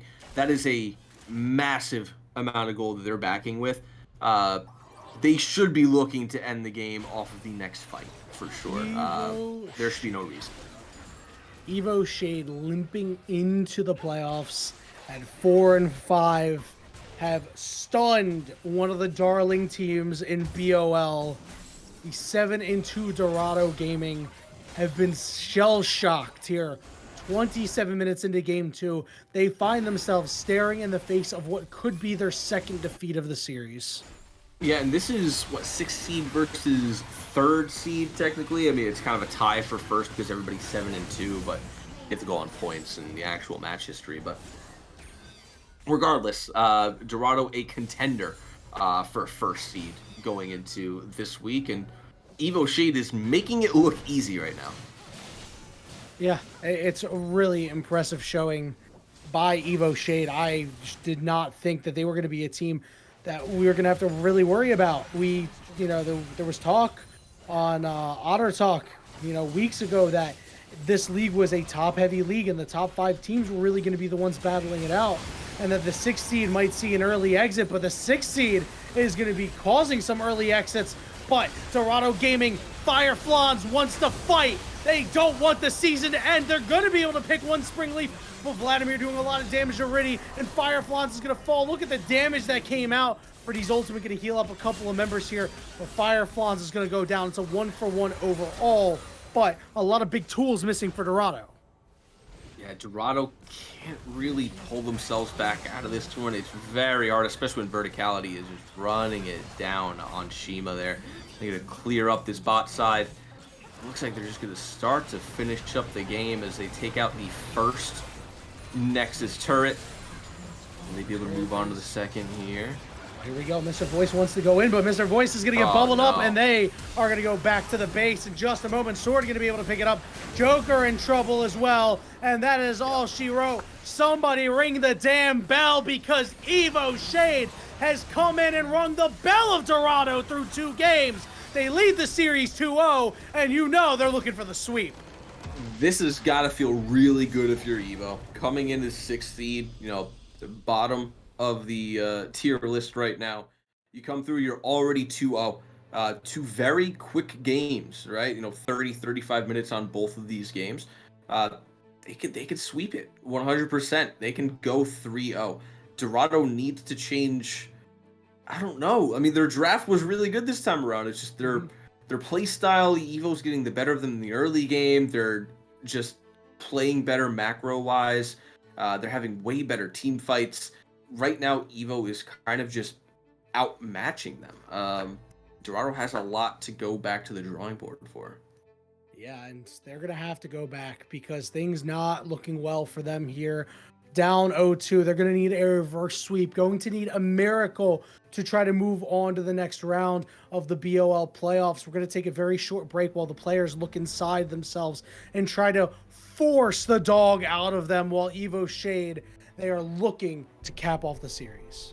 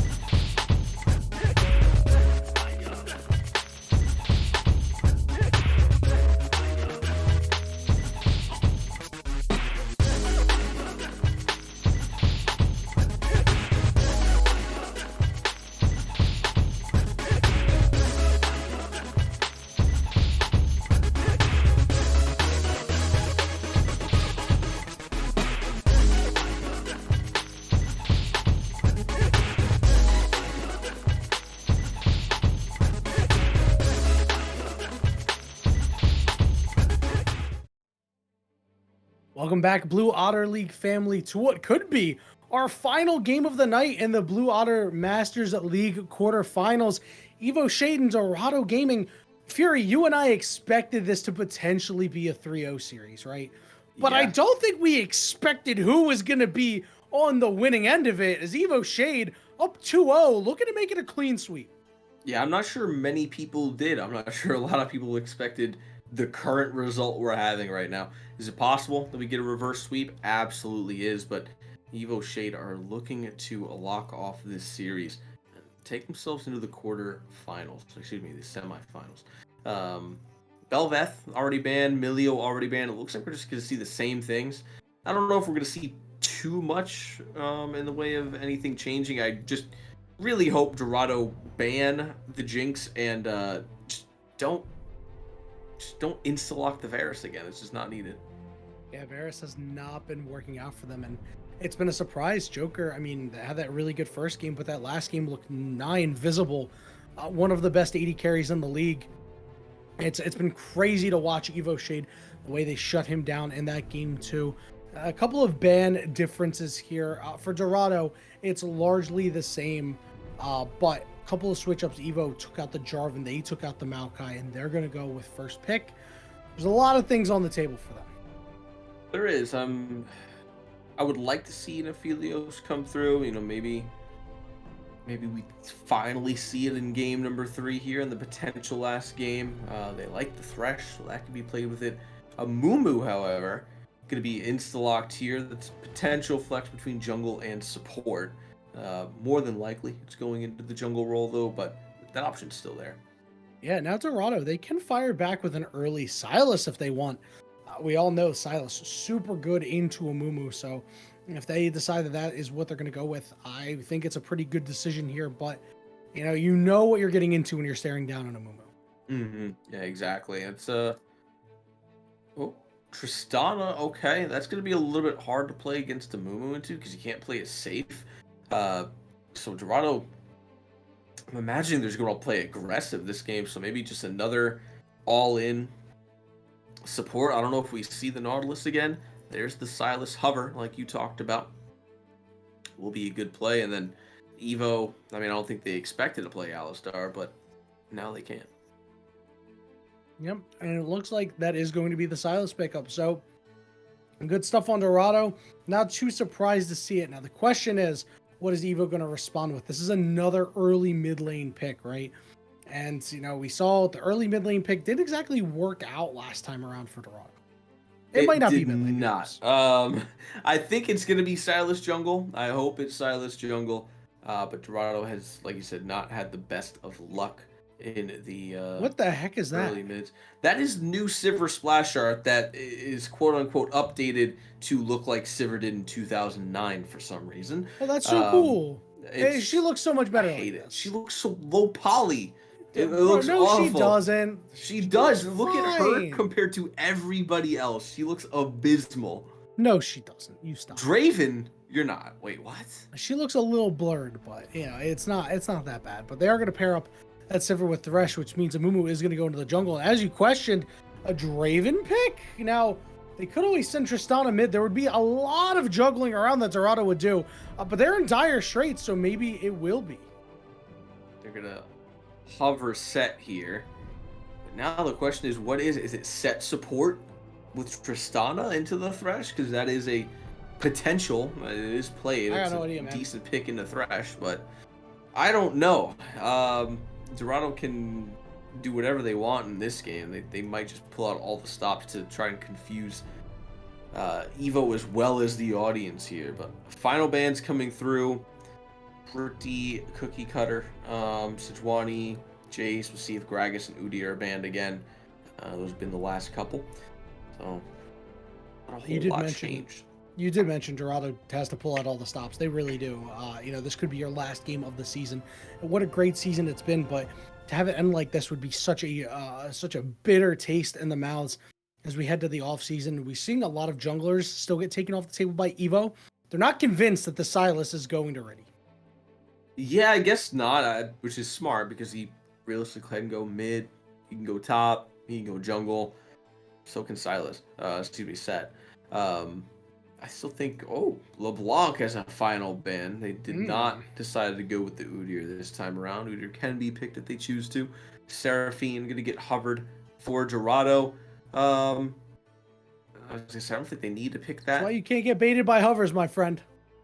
Yeah, I don't think they need to pick the Seraphine, though. What do you think the rest of... Oh, it looks like they do need to pick the Seraphine. Okay. I'm not a big fan of it, but if that's what they want to play, that's what they want to play, go ahead. I guess my biggest concern is where is the Seraphine going? If it's Seraphine support, I'm not big on it. If it's Seraphine mid, that's fine. But Yone getting picked up for EVO. We saw the Yasuo earlier, and now the Yone getting picked up. The brother. That could go top. That could go mid. As of right now, I'm thinking it's mid. Yeah, we're going to find out in just a couple of moments where it actually is. But EVO Shade, they've got engagement. Sivir able to speed up all of these champions is really good. They are going to go with Cassante. So that does leave them a little lacking in the magic damage department. Definitely is. And Dorado going to grab the Darius into the Cassante. Cassante's a really good champion. Wait a minute. Kind of hard to play against him. I'm thinking it could be set Seraphine? I think in the bottom lane with a Tristana mid. This is strange. Like, I don't think it would be a set or let alone a Darius jungle, but I mean, you know, when your back's against the wall, you can do crazy things. Fury, what the heck is Dorado cobbled together here? I think it's Darius, Silas, Set, Tristana, Seraphine. Because Silas was picked so early, I think it was picked as a counter to Amumu and just going jungle. Darius, there's no way he's going anywhere but top. I think that's just crazy if he is. And then Set, we haven't seen a Set mid in a very long time. Yeah, it's probably. I haven't personally anyway. But it's I do probably think it Set will be. Tristana bot lane, which would be pretty solid. Set does fairly well into Thresh, so there's a lot that Dorado could do on the bottom side, which is a bottom side that they, despite Joker getting ahead in the first game, they still didn't really win that bottom side. That's very true. I'm just trying to kind of think of what this game's going to be, because Sivir and Thresh can play very safe, right? Sivir just farms. Thresh can hit a hook. He can choose whether or not he wants to actually take that hook. And I guess it's going to all really depend on who they're going against. If he's hitting Seraphine, go for it. If he's hitting Set, you probably don't want to take it, because Set's just going to pull you, face break you, W, you're dead. So far, it's Darius, Silas, Tristana. If it's Set Seraphine bot lane, I will lose my mind. I played Set Seraphine bot lane. It's really not that bad. I don't know if I'd pick it in a must-win game, but it's okay. This is a game one kind of thing. This is something that EVO Shade can pick for game number 3 and be fine with it. You know what? Maybe Dorado, they're not really feeling the pressure. They're just going to continue to go with what's worked with them before, and just be calm about it and know that they have to take it one game at a time here. Wait, they actually updated Sivir's splash in the client? Yeah, they updated the full splash art, yeah. Now, I know that Draftball has done it before the client has done it, but I actually didn't know they did it in the client. I was away all weekend, so I had no idea. This just happened. This just dropped, like a couple days ago, I think. Yeah, I was away all weekend. Yeah, so, exactly. So that makes sense. But this makes I a lot still of sense think now. it's So ugly as sin. No, bro, it's so that's good. Just her old one looks so bad. She had buck teeth and everything like that. At least they looked tried like she to was fix developed it, this and it year. Still sucked. Like, no, bro. That looks like someone. That looks like the same splash. artist that did J4 and drew that.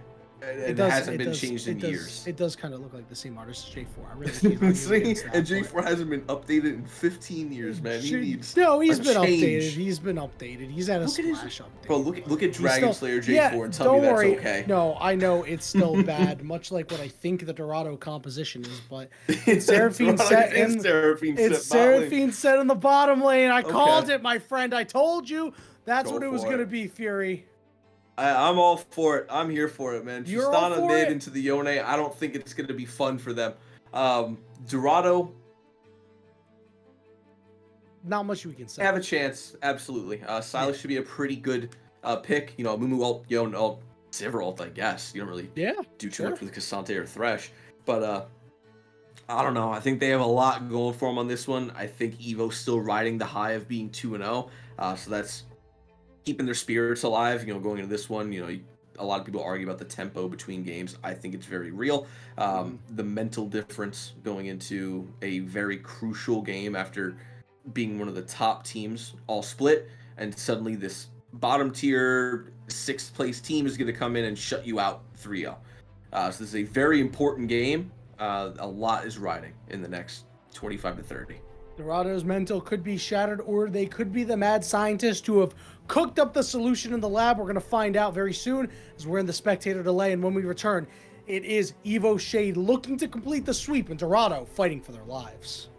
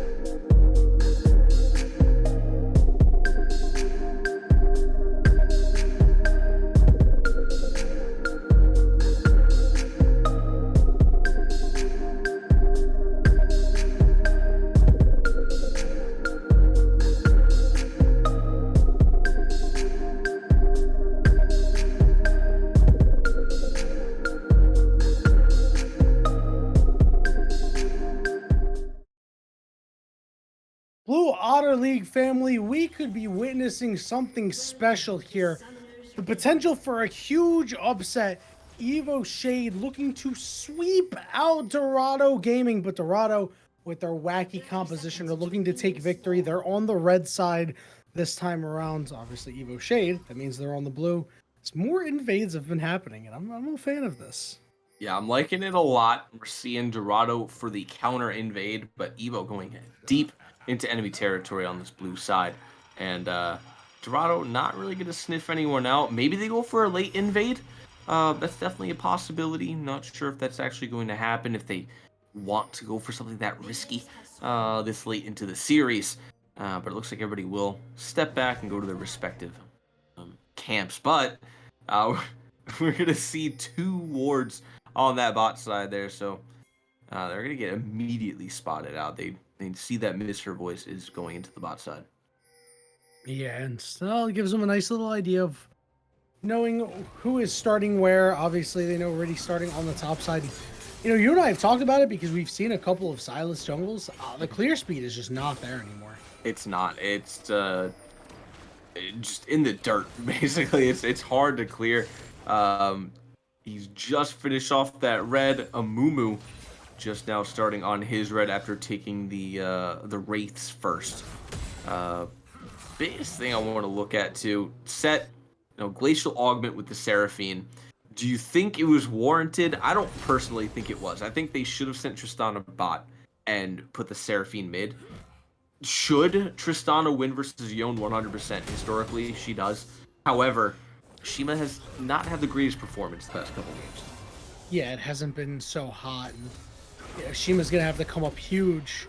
And with an aggressive pick like this Tristana, you're going to want to get some kills. Now, Dark Torch doing a good job making sure that they're not giving an inch here to Shima. They're just going to let themselves go down in CS. But up in the top side, Sword and Fireflaunt's going toe-to-toe. I don't know if Sword wins this. Fireflaunt's is going to ghost up, flash forward, and they're going to be able to get a solo kill for first blood. Good first blood. Fireflaunt's doing on the Darius what he wanted to do with the Olaf on game 1. Now Shima in trouble in the mid lane here. Whoa! Oh, they managed to get Shima. The hook just barely going wide. They could have had him, but that's very good for Dorado. The answer on the end of Evo Shade goes unanswered. That was a really good buffer from Shima on that rocket jump. Whether it was on purpose or not, I don't know, but one Spring Leaf, a nice bandage toss countered by a beautiful rocket jump buffer. Now in the bot lane here, Mr. Voice and Joker trying to put some pressure on Verticality, who is level 3 right now, has a lot of this solo XP in the bot lane now because Bandito has been hovering in this mid for a long time. Not ideal. Oh, Flash Flight out here. Shima still has Flash available. The hook lands on a minion, and now they're going to look to turn it around on Banhito. And Riddy and the squad show up. Shima gets the kill. Yeah, it's not great because now Banhito dies, and he was soaking up a lot of XP from Dark Torch. So Shima going to be pretty ahead, halfway to level 5, while Dark Torch is about a quarter, maybe even less, but looking for a kill. And are they going to be able to get Shima is the question. They're going to have to snap back very soon. They take a lot of damage up top. Riddy looking for a potential dive, but Sword is here to act as the shield. Is it going to be enough? And yes, they will be able to take down Riddy, but Mr. Voice is showing up and is going to be able to get a solo kill. Dorado rolling early. Man, I don't know what's happening. They're sending Set mid, they're sending Thresh mid. Everybody's all over the map right now. There's so much going on. It's a very hectic game already. Dorado already 1,000 gold up here, 3-1. Very good presence around the map. They're going to have really good presence over this Drake. I don't know that this can really be contested by EVO if they do want to go for it in an early mountain. It's going to be really good for the Set and for the Darius. Absolutely. It'll do so much for everybody, really, you know. It's just less damage that they take, and things looking really good right now for Dorado Gaming. We'll have to see if they're able to keep it up, because remember in game 1, things were going toward them a little bit, and then they threw it away with a fight in the river. That is very true. That is something we want to take a look at here. You know, the early game, important. Well, this is the fight in the river, but this time they're the ones to engage it. Double knock up Banhito. It doesn't have many places to go except for back to the fountain. And one Spring Leaf goes in, and they're going to fall. And Dorado Gaming is not messing around in game 3. I wish I knew what was going on right now. This game, Hito is being a little bit sussy in the mid lane here Oh on this man. Thresh. I don't know if they think, hey, we're this far ahead, we can kind of troll and cheese a little bit. But so far, Dorado taking full advantage over these misplays early on. Yeah, they've cracked open a pretty nice lead for themselves. It's 1,600 right now. See Fireflon's putting the screws to sword in the top side as well. Verticality, they could be in a little bit of trouble here, but Hito's there to help him out. Sword Oh, is going sword to lives. bleed. Is it going to be enough to He take him leveled down? up. Oh, he leveled up. Yep, good That call. was perfect timing on that level up. If he didn't, surely he is dead. Hits level 6, but Fireflons he's stalking him and decided not to continue on. He will be able to clear out this wave. He probably gets a plate at the very least. I don't think he gets 2. It doesn't look like he's getting any. He's just going to go ahead and back off. Sword doesn't have TP, but I guess Fireflons respects the Amumu gang. He doesn't really want to end his back timer either, right? Because then it allows Sword to craft the wave how he wants or shove it in and force Fireflons to lose something since he doesn't have teleport. But, it'll just take his lead and walk all the way back. And Sword missing out on a lot of minions there. Is really good news here for Dorado Gaming. They've done a good job of making sure that EVO Shade hasn't been able to really do anything this game. And I mean, realistically, that's fine for verticality on the Sivir, right? He wants to scale into the late game. He's just kind of hoping his team stops running it a little bit so that Shima's not going to one-shot him later. But verticality almost double the CS of Joker at the moment. He's had a lot of solo XP in the bot lane because Banhito's kind of just been on the other side of the map. Now finally has his support. But I think verticality is okay as long as he's telling his team to slow down. Yeah, I really need them to slow down a lot, especially they need to wait for one Spring Leaf to hit level 6. They've got an okay Wombo combo, but remember, once armor starts getting built, their effectiveness is going to go down greatly. I'm surprised Dark Torch didn't try to ult that Shima with no summoners available and a big shutdown on them, but opting to play it safe. It's a lot of time for Riddy to get nearby. Fireflons and the rest of the squad looking to close in, but Benito with a good follow. Why are they sending so much mid? It's I don't understand it. This is just something you kind of want to let Yon duke it out with Shima on instead of continuously pulling everybody around. He's already kind of behind. In the CS department, he's doing all right in the 1v1s, but Benito keeps going mid, and one Spring Leaf's dying mid. It's like everybody but Dark Torch is dying in the mid lane except for his one time. Pretty much. And take a look at this bot lane real quick. Look at the CS lead that Verticality has here, 28 right now, because Joker's been roaming around, and it feels sad to see, but they did just put Joker on Seraphine duty, and maybe that this is the best way of making things happen. Riddy missing the Abscond of Duck, but Fireflon's looking to follow up. He flashed over the wall, the ultimate comes down, and Spring Leaf falls all the same. Spring Leaf can't even live in his own jungle right now. Riddy goes in, says, that is mine, your life is mine, your ult is mine, and now your blue buff is mine. Probably going to take that Rift Herald immediately after. I'd be surprised if they didn't. I'd be insulted if they didn't. And then move their way down to that Drake, that Mountain Drake. Still looking pretty good. It's going to be a late first Drake, so ultimately a late Soul if it does get to that point. We've had pretty close Drakes this series so far. But right now, Dorado keeping tempo, looking very good in this game number 3. When it matters, they're showing up so far. Yeah, you said that if we do see a Soul, bro, I don't know if we're gonna get to 3 dragons in this game. I mean, it's Dorado Gaming playing at a breakneck pace, finally playing with a sense of urgency that they desperately needed, making good invades, taking advantage of the fact that they're playing with priority. Yeah, absolutely. And on red side as well, so they should have the prio over that Drake for sure. Joker and Mr. Voice, they're not necessarily getting the prio by themselves, but the fact that Shima has so much prio in the mid lane, the fact that Riddy's ahead and Fireflons is ahead if he wants to move down to the bot side. Joker is level 8 and has ultimate. That's really all that matters. Mr. Voice should probably try to get level 6 quickly here so that he has ultimate for the upcoming fight when that eventually does happen, not if it happens. But if that's not up, it's going to make the fight a little bit trickier, but it should realistically go towards Dorado's favor. Mr. Voice here, and it looks like Riddy wants to get over the wall as well. One Spring Leaf. Gonna sit and try for a little bit. Ultimately gonna come out. It's gonna hit Verticality, but Verticality is gonna cleanse it off. Riddy coming from behind. They're looking to get a kill onto Joker, but the box is there. Verticality takes a whole lot of damage. Has to flash away. Shima's in the area as well, and he's gonna blow everybody up.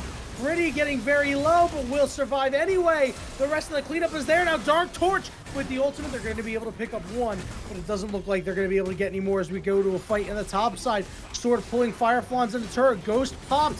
Is Fireflans going to have enough? No, it's Sword with a big shutdown.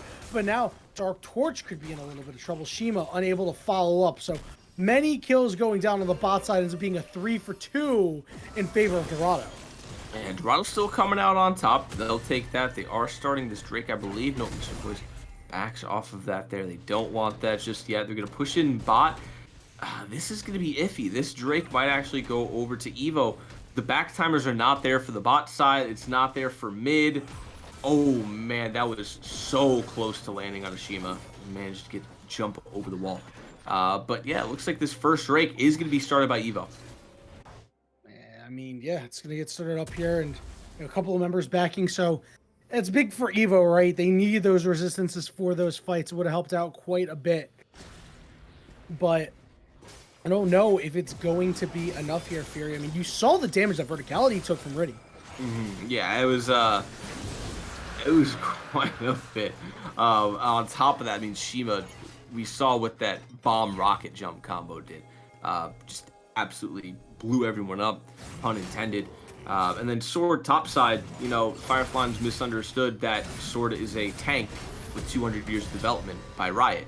Can't do too much against a 1v3 dive, though. Yeah, I was going to say, what shuts down 200 years? It's that. A couple of ults expended there, but overall, it's going to be another kill for Dorado Gaming. And this is the Dorado Gaming you and I expected to see. To see a good trade in the mid lane back and forth. Nobody really getting the advantage, but the advantage is all on the top side. That Rift Herald getting put down. Fireflans is going to feast 3-1-0 right now. Looking very solid on this Darius at the moment. Shima 4-0-3 and really doing well. Oh, a nice trauma under tower. Yeah, Verticality was the one to first tank it up. One Spring Leaf going to get low and is going to go down. It ends up being a 1-for-1 on the dive. And there's a kill in the mid lane for Dorado. They are taking control of this one here, Fury. I don't know what that interaction was between Shima and Dark Torch. Dark Torch ulted behind Shima, but the ult buffered that and took precedent and still knocked Dark Torch back towards the jungle. So that was a very interesting sequence of events to watch. Shima comes out on top big time, but here comes 200 years of experience with a 500 gold shutdown onto Sword there. That's the one upside for EVO, is they have Cassante, and Verticality is not behind. Verticality's, what, 40 CS up right now? 1-1-1, has Kraken Slayer, has a completed call. Just looking really good compared to where Joker's at right now. Not like it matters. Joker just pushes R in a team fight, and that's all he has to do. But Verticality, getting ahead, having a front line on Sword, one Spring Leaf. If he can free hit, EVO's looking pretty solid later on in this game if they get to that 30-minute mark. Well, the problem is one Spring Leaf isn't really frontline right now. Look at the items that he's built, right? Like, this is not a frontline Amumu. This is a weird Amumu build. I think when they heard that I said that they're sorely missing magic damage, they got the wrong idea. And have opted to go into full damage Amumu, which has hurt them as a whole here in this game.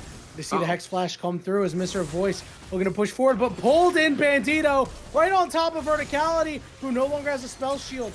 But Dark Passage is going to get him to safety for now, but Riddy steals the ultimate of one Spring Leaf. Riddy's going to die on the backside. Ends up being a 1-for-1 Fireflans, flashing forward, unable to kill the Amumu. And now Dark Torch coming through. They're looking to turn this. They need to turn this. The engagement's on the Fireflans, but the dunk is there. It ends up being another 1-for-1, a 2-for-2 when all is said and done. With Joker getting the mid lane turret. Still in favor of Dorado because of that as well. They get a decent amount of gold off of that fight for EVO, but immediately traded back for Dorado with the kills they received. as well as that tower in the mid lane. They're going to trade back a tower in the bot lane. Surely Verticality is able to get this. Nobody roaming down towards the bot side. No TPs available either. So Verticality gets solo gold on this tower take, which is pretty good for EVO. They are still down about 4K. Which is not pretty good for EVO. Dorado still fully in control of this game. We just want to see them just keep that tempo up, right? We saw the same thing in game number 1. They were up, what, 6K gold, right? And EVO still managed to take it back because they just had better team fighting overall. So at the moment, Dorado keeping in time with game number 1, having this nice lead in the early game. But once we open up the map into the mid game, that is where we really start to see the strengths of both of these teams. Yeah, we're starting to see some completed items come out. Sunfire Aegis for sword. Demonic Embrace for Amumu, which again, you know, I'm questioning here. I think Very the tank so. option would have been a little bit better here. But the shield bow coming out for Dark Torch is huge. This dragon going to be up in about 40 seconds here, and you know, because that early dragon went the way of EVO Shade, they do have time on the dragon stacking front. And not only that, but Red Smite on Amumu? Really? I mean, like, you want to go AP, you want to go AP, sure. But Red Smite, that is where I draw the line. Nobody builds Red Smite. Demonic Embrace, not going to do too much just yet. We'll see if anything happens in this fight, though. Okay, it should be picked. Well, let's see if they're going to kill Fireflies. They're going to knock up 2. The Flay is there too. Riddy going to try to find a way out using the ultimate as the flash, but dies to Ignite. And it's 2 quick ones there for EVO Shade. And we talked about this, Fury. It could be time for EVO Shade. Yeah, that was a really big pick. 2 really big picks even. Fireflies and Riddy, 2 of the strongest members. I mean, everybody's strong on the side of Dorado right now. But still 2 of the strongest members right now. 2 of the most important members going after this drag because now there's no smite for stealing.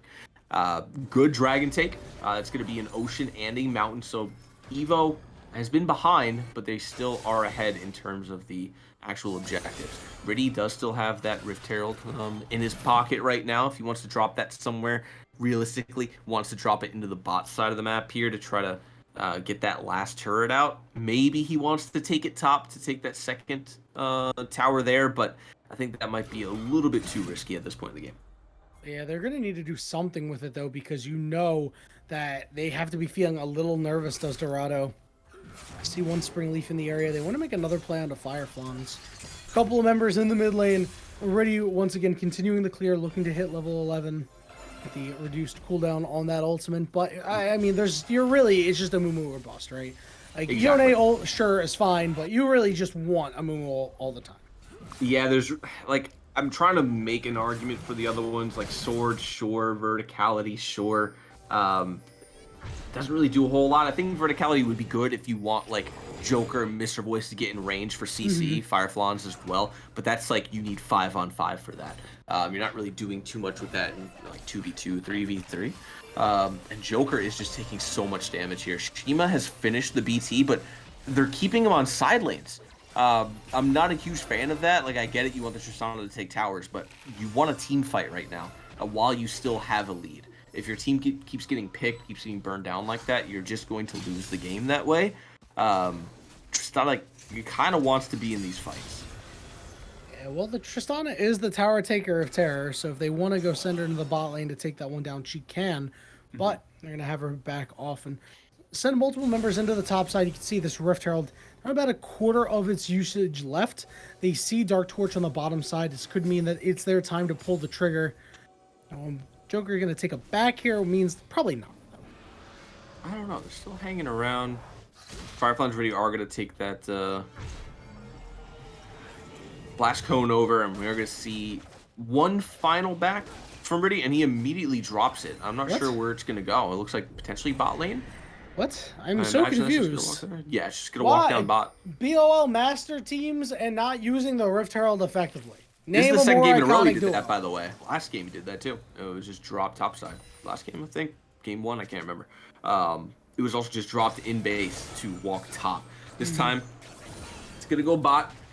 See if anything happens here. Unless they stop the push, which I don't think Dark Torch can do. That's at least a tower for Dorado here. So not the worst play in the world, but they're all bot side. Rift Herald is coming up. I don't think not Rift Herald. Baron's coming up. I don't think anybody's going to go for it. But there's nothing on the bot side to take right now, so it's not going to get them a whole lot of gold other than just being able to take, the final outer. Let's see if it'll get the second crash off here, and you see Dark Torch is going to stop it, but take a lot of damage for themselves as well. Mr. Voice flashing forward, Riddy looking to go deep as well, but one Spring Leaf cannot re-engage. But Riddy, with that Amumu ultimate, you know Evo Shade has to be careful. Exactly. The thing is, I'm reading chat, you guys talk about walking with Herald. My guy, the enemy knows as soon as it's dropped, they can just walk there, and Evo decided not to. That's the problem. They decided not to leave the top side of the map. So now, Dorado just has prio over the whole bot side, as well as the top side because of the wave state. Because they finally sent everybody bot side way too late, didn't get anything for it. Drake's up in about a minute with the back timer settings right now. Dorado should have prio over it. They're gonna back, spend some of their money, and go back into this Drake. Yeah, and this Dragon's gonna be big here for the side of Evo Shade. They really want that Chemtech Soul, given the fact that they have 2 dragons already, but they are still behind. They can't really get baited into a fight, and if they do, it could spell disaster because they've fought hard to try and pull this game back. It's been an impressive effort, but they're still not out of the woods yet. We could see what happened to them, very similar to what happened to Dorado in Game 1. Yeah, Dorado has a really good setup here, especially with this catch. Oh yeah, they just found verticality, and verticality and flash away. They're going to try to turn this around onto Mr. Voice, but the ultimate's going to come through from the Seraphine. Charm multiple members. Verticality can't really go anywhere. Benhito has fallen. Teleport coming in from this Tristana. Sword over the wall. Do they want to get in? Verticality has no HP.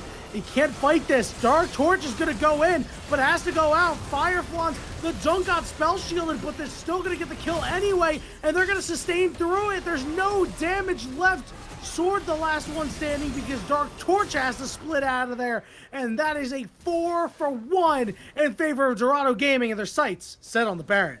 Go straight for Baron. They're going to move down to Drake, and then, I don't know, maybe go through mid. There's only 1, 2 right now that can defend. Realistically, Benhito's not going to be able to defend that with Dark Torch, though. So Baron's going to be the first pickup here. Maybe we see a back. Yeah, it looks like 3 are going to back, 4 full back, except for Set. Mr. Voice is going to stay in the mid lane here. Just stop the push from Dark Torch. Pretty smart, just so they can keep Set up over this Drake here. So they're moving down to the bot side. Probably going to see another fight here unless EVO wants to give this one up. I think they should. Chem Drake, it's not even close to a soul. It'd be soul point if they got it, but it's not worth risking a fight over, as Benhito doesn't see that, I guess, and decides he's going to walk in for free. Rip. Nothing more you can say. Dragon started up here by Dorado Gaming, looking to just take that one away, because I think that they're not going to touch the soul. They're going to certainly try to put this game away before that, as they have a commanding lead right now, looking for more objective bounties up. And Verticality has drawn the ire of Mr. Voice, who has had quietly a very good game. Sorry, I got pulled away for something there. Yeah, the entire time, Dorado has just had a solid performance, right? Shima has kind of just been quietly getting ahead now in these side lanes, bursting down these towers. Just look at the damage he's doing to him now. Nobody can really walk in.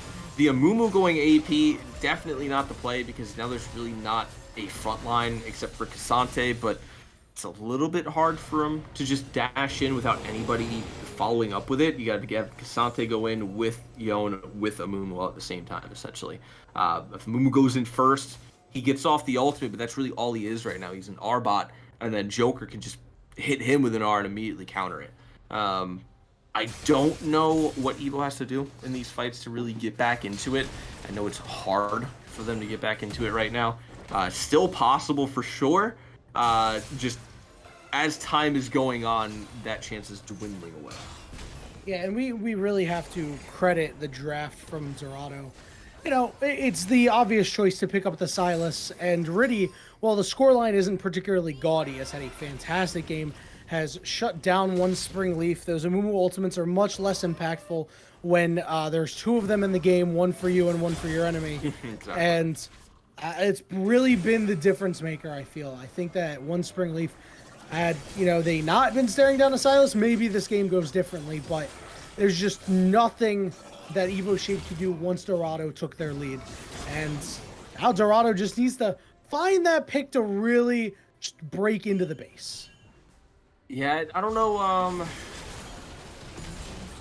I just know I'm gonna call this one as it is. I think Dorado are gonna walk away with this. We're gonna go into a game 4.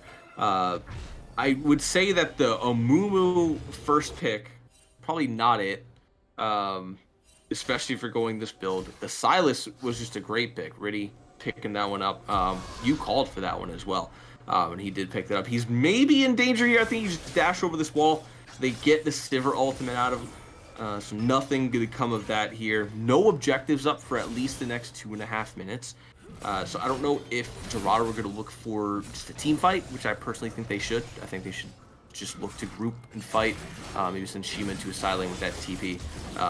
That was a funny interaction. Yeah, that's something. Put it on cooldown too. Down towers. Yeah, it did put it on cooldown. Wait, did basically just like Mordekaiser all. It's not. The cooldown. Is it not? No, it's not on cooldown. It's just bugged out on the. Oh jeez, yeah. Oh man, that's. Boy. So that's gonna be bugged out for the rest of the time. I hope not. I mean, once Darius gets full stacks, if he hasn't ulted, he probably doesn't have it. That's true. It's generally about that time, especially against some of the members that he is staring down. But it's interesting to see if Dorado is going to take the approach of like, hey, we just want to get these dragons, force EVO Shade into a team fight, or if they feel like they can protect the Tristana enough to say, okay, you're gonna beat on one of these inhibitor turns. The thing is, though, I don't think they need to wait for these drakes. I think they can look to just end the game. I think they might be playing a little bit too restrictive. I get it. It's a very crucial game for them right now. They probably don't want to make any mistakes, throw anything away. When you're this far ahead, you're 10k gold lead right now, pre-30. You're looking pretty set to just kind of run at them in a 5v5 situation. You have a pretty ideal 5v5 setup. Even if you want to just do 4-0-1, put Tristana somewhere, let her burst down towers, and if a fight happens, she can TP to it. Or look to end the game. The only towers that are left are inhib towers, and as soon as you push one of these waves into the base, you're looking pretty set. And you see Joker taking a lot of damage, has done their job in this game, which is sad to say that we're seeing Joker on a do your job champion, but we were talking about how we wanted to see Shima emerge here in game 3 and has had a banger of a game. 3.5 items, 7, 1, and 4. And Fireflans as well, able to make a lot of things happen. Verticality, nice spell shield there, but is forced to burn the ultimate, so they have to turn tail. And not a lot happening after that. They're not going to be seeing a whole lot, I guess, until this Drake is actually up. And then it's kind of coin flippy on how it's going to be fought. Because they are going to be in the pit. Kind of like what we saw in game number 1, where Dorado wanted EVO in the pit. Now EVO wants Dorado in the pit. You want them to be stacked up for this Cassante, Samumu for this Yone. Looks like they are just going to give it up, though. They moved up to the top side. I don't know if they're just going to try to fight them around a Baron. But now you're kind of just letting Dorado take these leads and escalate their lead. See what happens in the next, if I'd say 30 seconds or so, when they get around this Baron. Yeah, it was kind of weird, right? They acknowledged that the Baron was coming up, and they didn't really set up for it. They could have tried to do the, hey, we're going to try to take Baron as you take down Dragon. Now, I think the timers were a little desynced for that. But, I mean, at least the effort is there in a game that, for the last 10 or so minutes, EVO Shade has felt listless. Like, they have not made really any moves at all, any semblance of a move. And I think a lot of that has to do with Dorado Gaming has been grouping up very nicely. Yeah, they're looking solid. They're showing what we expected out of Dorado early on, but man, Mr. Voice gets absolutely chunked down there. But he's got a big shield. One Spring Leaf trying in hot pursuit. Ultimate from Joker comes out. It's going to hit one person, but Riddy's going to steal it.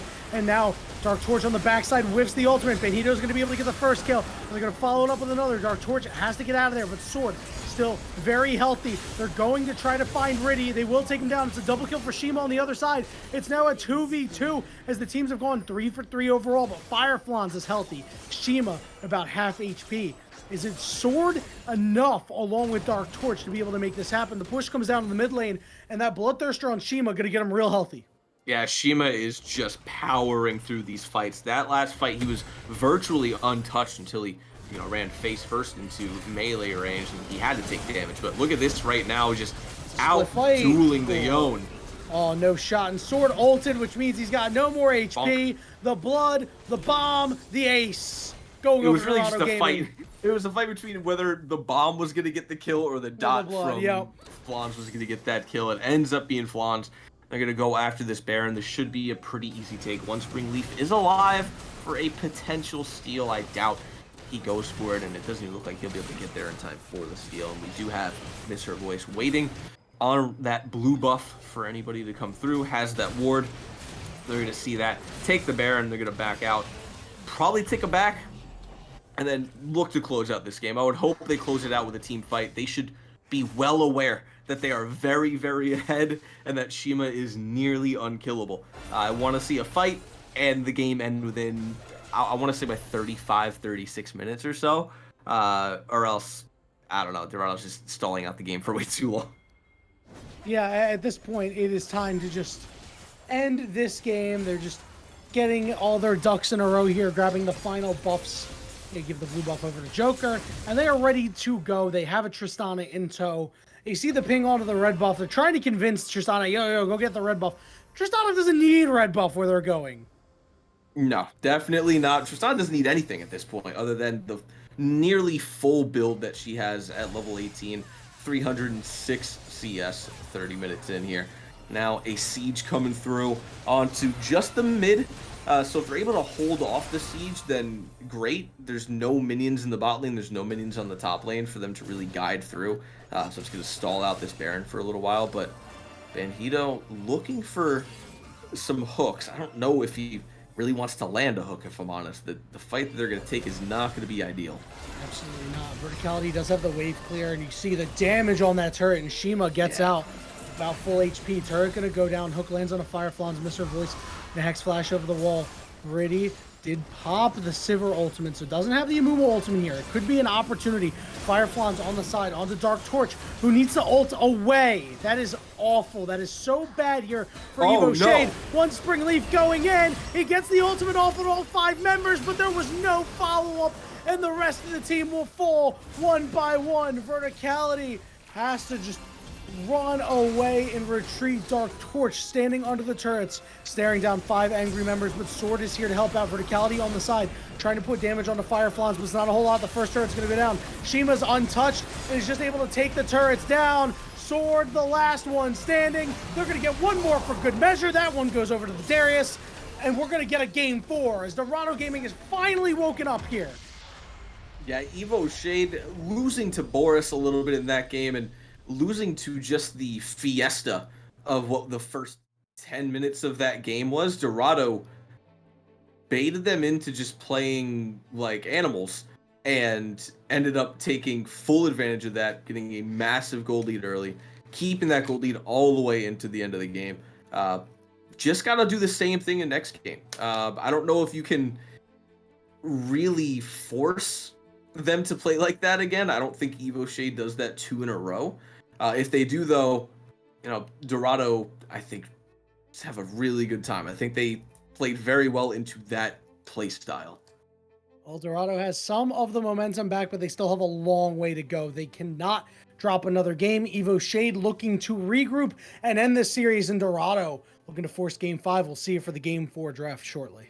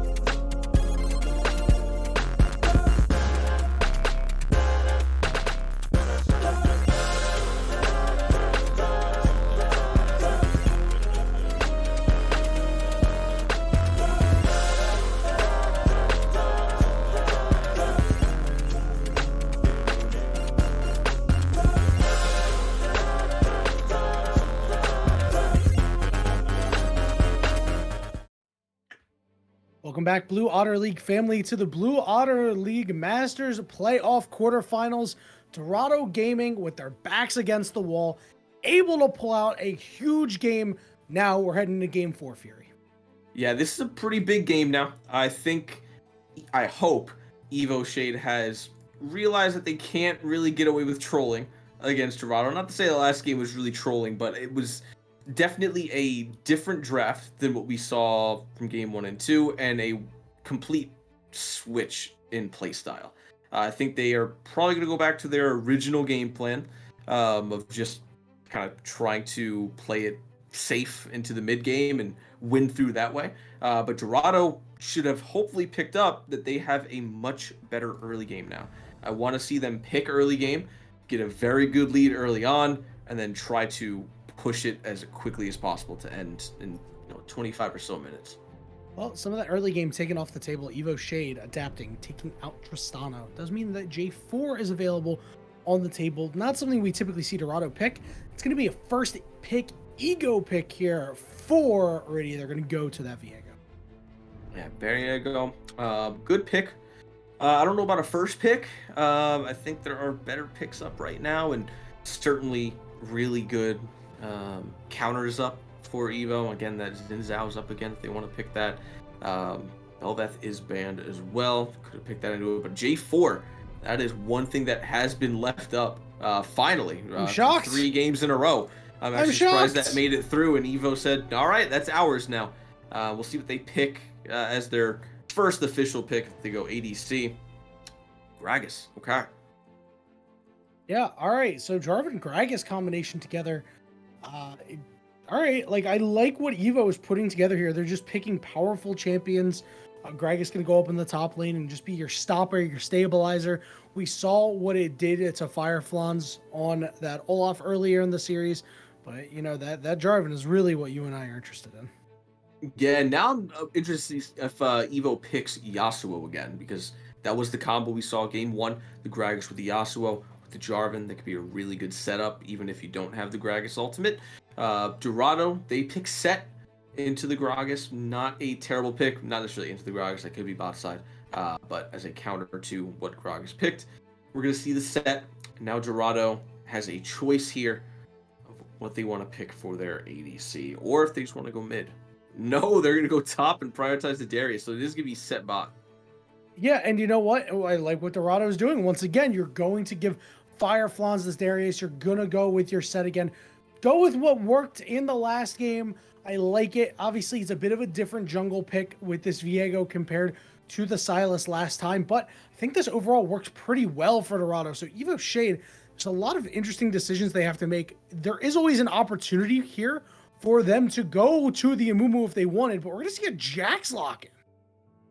So Gragas mid, Jax top, J4 jungle. All right, hear me out. J4 support. Yes, I was about to say J4 support, Gragas jungle, Jax top, but ultimately I think that this is the top side of the map firmly locked in, which is a bit of a surprise because it looks like the EVO bot lane has been able to play pretty much. They've got their styles that they're totally fine with playing, and this does mean some bans could be aimed at them. It's going to be very telling to see what gets taken off the board here. That one blank. We're gonna figure out what that is. Whether that's no ban or they haven't made the decision. It's Sylas. Okay. We're going to take Very Sylas off call. the board. Yes. They have to take figure Seraphine off the board, though, right?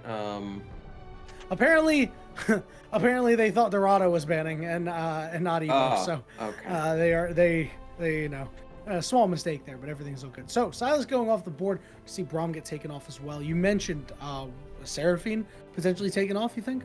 If you're banning Braum, I think you're expecting you're wanting to pick Seraphine to go with the Set, right? Just because instant block of the ultimate. And there is the Seraphine ban. I don't know if we see. I don't know what they're gonna pick in the bot lane now at the Seraphine's ban. Maybe they go Vigar, and we've seen Vigar as an APC.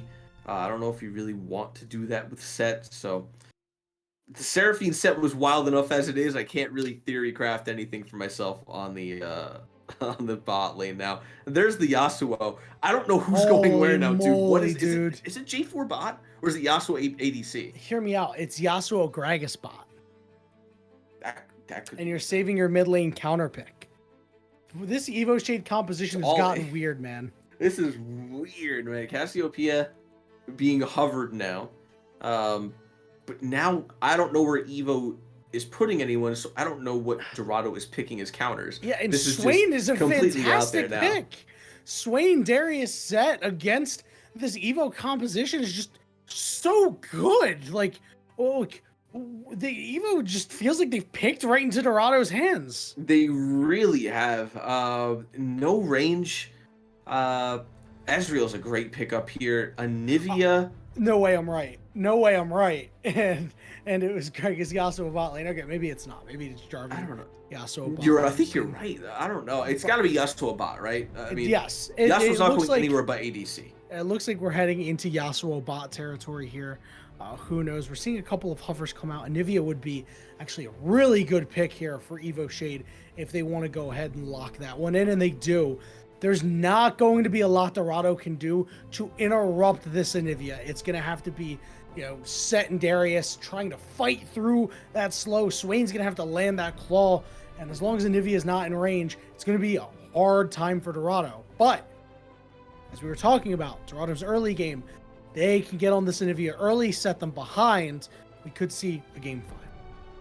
I think I would have liked the Aurelion Soul a little bit more myself, just because Sky's Descent works well with Yasuo, but I guess you don't really need it. Nivea's still good. Like you said, you have that slow. I think the wall is pretty important to have against that team, so Nivea's still a very good pick. Can Dorado still win? Obviously. I think they still have a very good draft. However, EVO now have, I would say, a more well-rounded draft with kind of a clear idea of how they want to play the fights. Dorado, I think, are just wanting to go for picks, realistically. Jax, if it is Jax into the top side, I think Viego's going to be heading there a lot early. I would hope to see him there a lot early before he's able to start getting some resistances and start just leap striking away from fights. But early on, I want to see J4 move early. I want to see Riddy moving early. I want to see fast pace fighting in this game. I need somebody to have a definitive lead by about 15 minutes. Yeah, and I don't know exactly how Dorado is going to get it right. You're relying a lot on Swain's grab, Viego stun, Darius apprehend, but that's going to obviously be a little bit later into the game. But Evo, I mean, they don't need to engage if they don't want to, which could mean that Anivia is allowed to just scale up the entire time, and then you're putting the onus on Dorado to start these fights. I actually think Evo's big mistake if they decide they want to start the fight.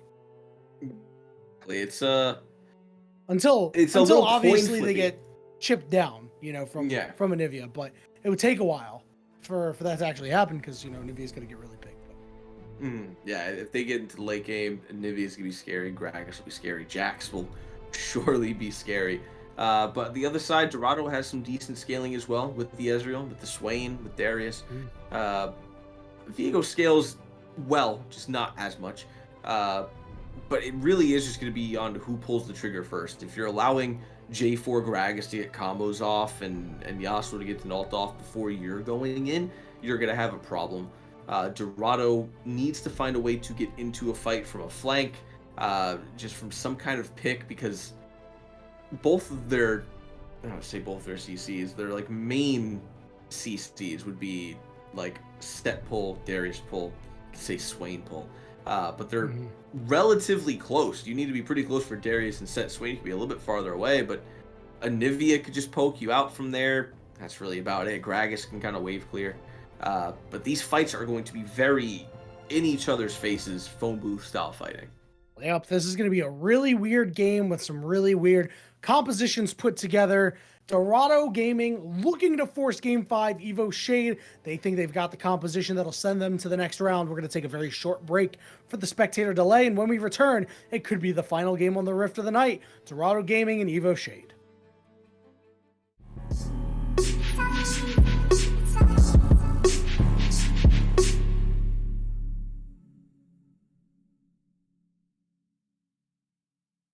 तेरी यादों का तेरी याद में निहा तेरी यादों का तेरी याद में निहा तेरी यादों का तेरी याद में निहा तेरी यादों का तेरी याद में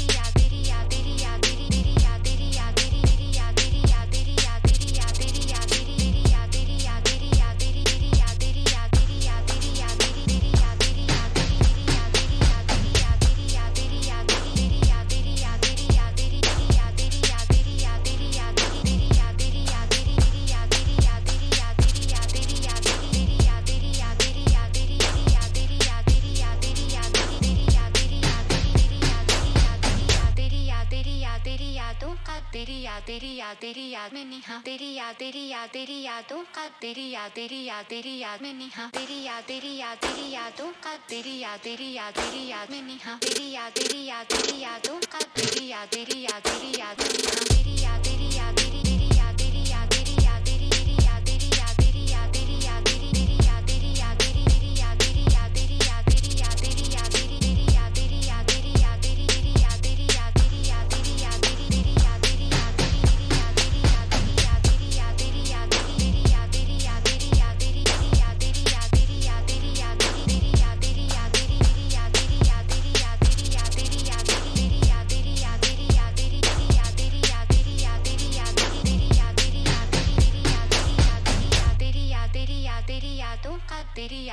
तेरी याद में निहा तेरी तेरी याद में निहा तेरी यादों का तेरी याद में निहा तेरी यादों का तेरी याद में निहा तेरी यादों का तेरी याद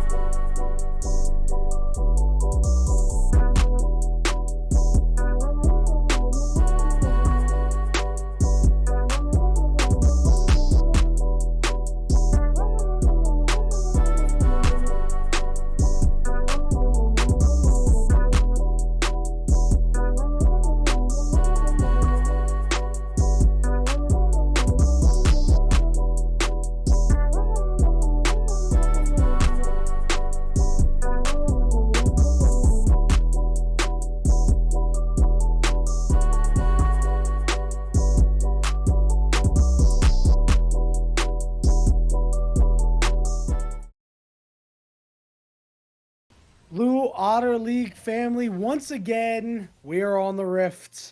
Once again, Dorado Gaming's backs are against the wall, but the Dorado Gaming composition is one that they think that they can win with. I like what they're doing, heading up to the top side, trying to take advantage of Sword. You recall this happened to Fireflons earlier. Do have Shima's grab if they want to make a play happen, but a very aggressive invade that. Honestly, Evo Shade has no idea what's happening.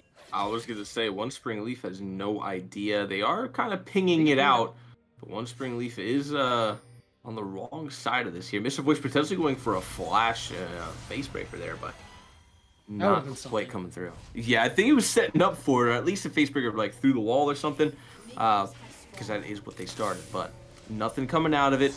They did get some vision up in that tri-brush, but that's really about it. They didn't get a whole lot. I thought maybe they would have put something on the actual buff itself, but I guess they were satisfied with that, as Sword comes out pretty lucky that they didn't decide to just check top. Yep, they could have just done that, but everything's okay. They don't want to start the fighting too early, and I'm interested to see how this early game is going to go. Riddy and One Spring Leaf going at it.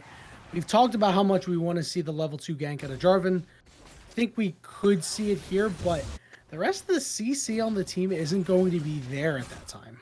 No, definitely not. And kill pressure also not really there. Maybe you get some sums out. I think you just try to go bot lane. But the thing is, Mr. Voice has the face breaker, so the flag drag combo is going to almost be instantly countered by Mr. Voice.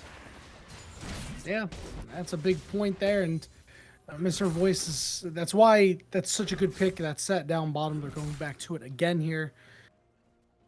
And it's really just a waiting game of who's going to hit level 2 first. In that bottom lane, you see it's Joker and Mr. Voice.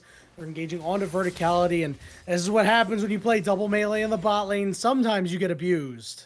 Yeah, verticality taking a lot of damage from that fight. Bandido now whittling down as well to the minions, auto attacks from Joker as well. Verticality Bandido finally hitting level 2 as well. We saw what happened that early level 2 for Joker and Mr. Voice. They take a wonderful trade for themselves. And we're seeing there is now, well, there was a ward placed by Fireflons on that blue, red buff, excuse me. So they know that One Spring Leaf is not on it yet. They might think he's bot side, but they know that he doesn't have a red buff. Nope, they're pinging the red now, so they know he's at least hovering towards top.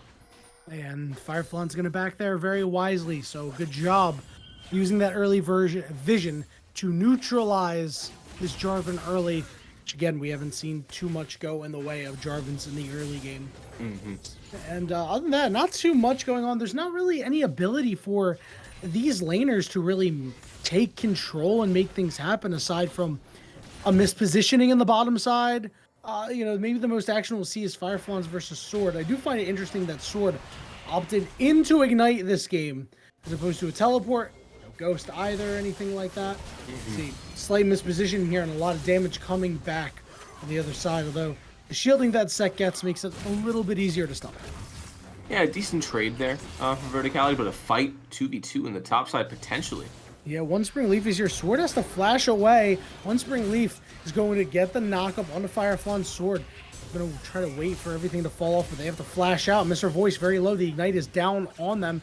Joker looking to push forward and deal more damage. Meanwhile, in the mid lane, Dark Torch could be in a lot of trouble. They're going to go into Agnivia, but Shima still can land these auto attacks. Flash available for the Anivia still, but are they going to be able to get out? They respawn and die. It's first blood for Shima. Wait, there's very more nice fighting. Now fighting the bot side. More fighting. They're going to be able to find one, but verticality went to turret range. A double kill for Joker, and it's Dorado Gaming. They've come alive after game 3.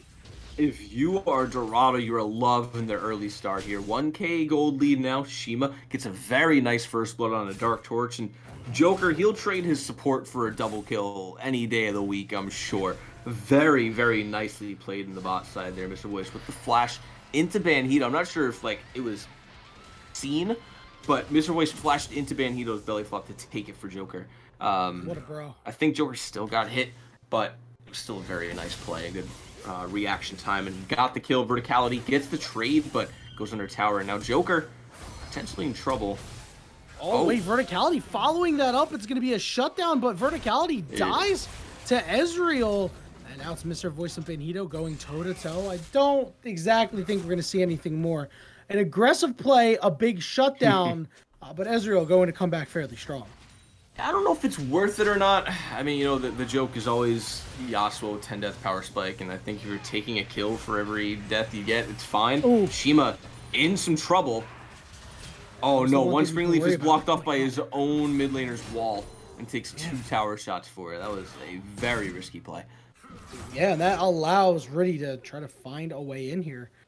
That's very scary. You can see the pings going down on the Dragon as well, the priority on the bot side. One Spring Leaf can't do anything about it, and neither can Dark Torch, who's out of mana and will be able to get the kill. I spoke too soon. This is definitely a game right now. This is so back and forth in terms of kills. Definitely one of the games of all time. This should be a first Drake going over to the side of Dorado. Very good first Drake. I like seeing the mountains first like we did in the last one. Going to offer them a lot of resistances for Swain, for Set, for Darius. I mean, realistically for everybody, but the people who are already innately tanky and building tank are going to just benefit greatly from it. especially Swain after getting soloed there by Dark Torch, but especially for Mr. Voice on the bot side, this is going to help keep Joker safe. Let him sit back, farm a little bit, take better trades if they have to go to that. But it looks like just some back and forth skirmishing pretty much all over the map right now.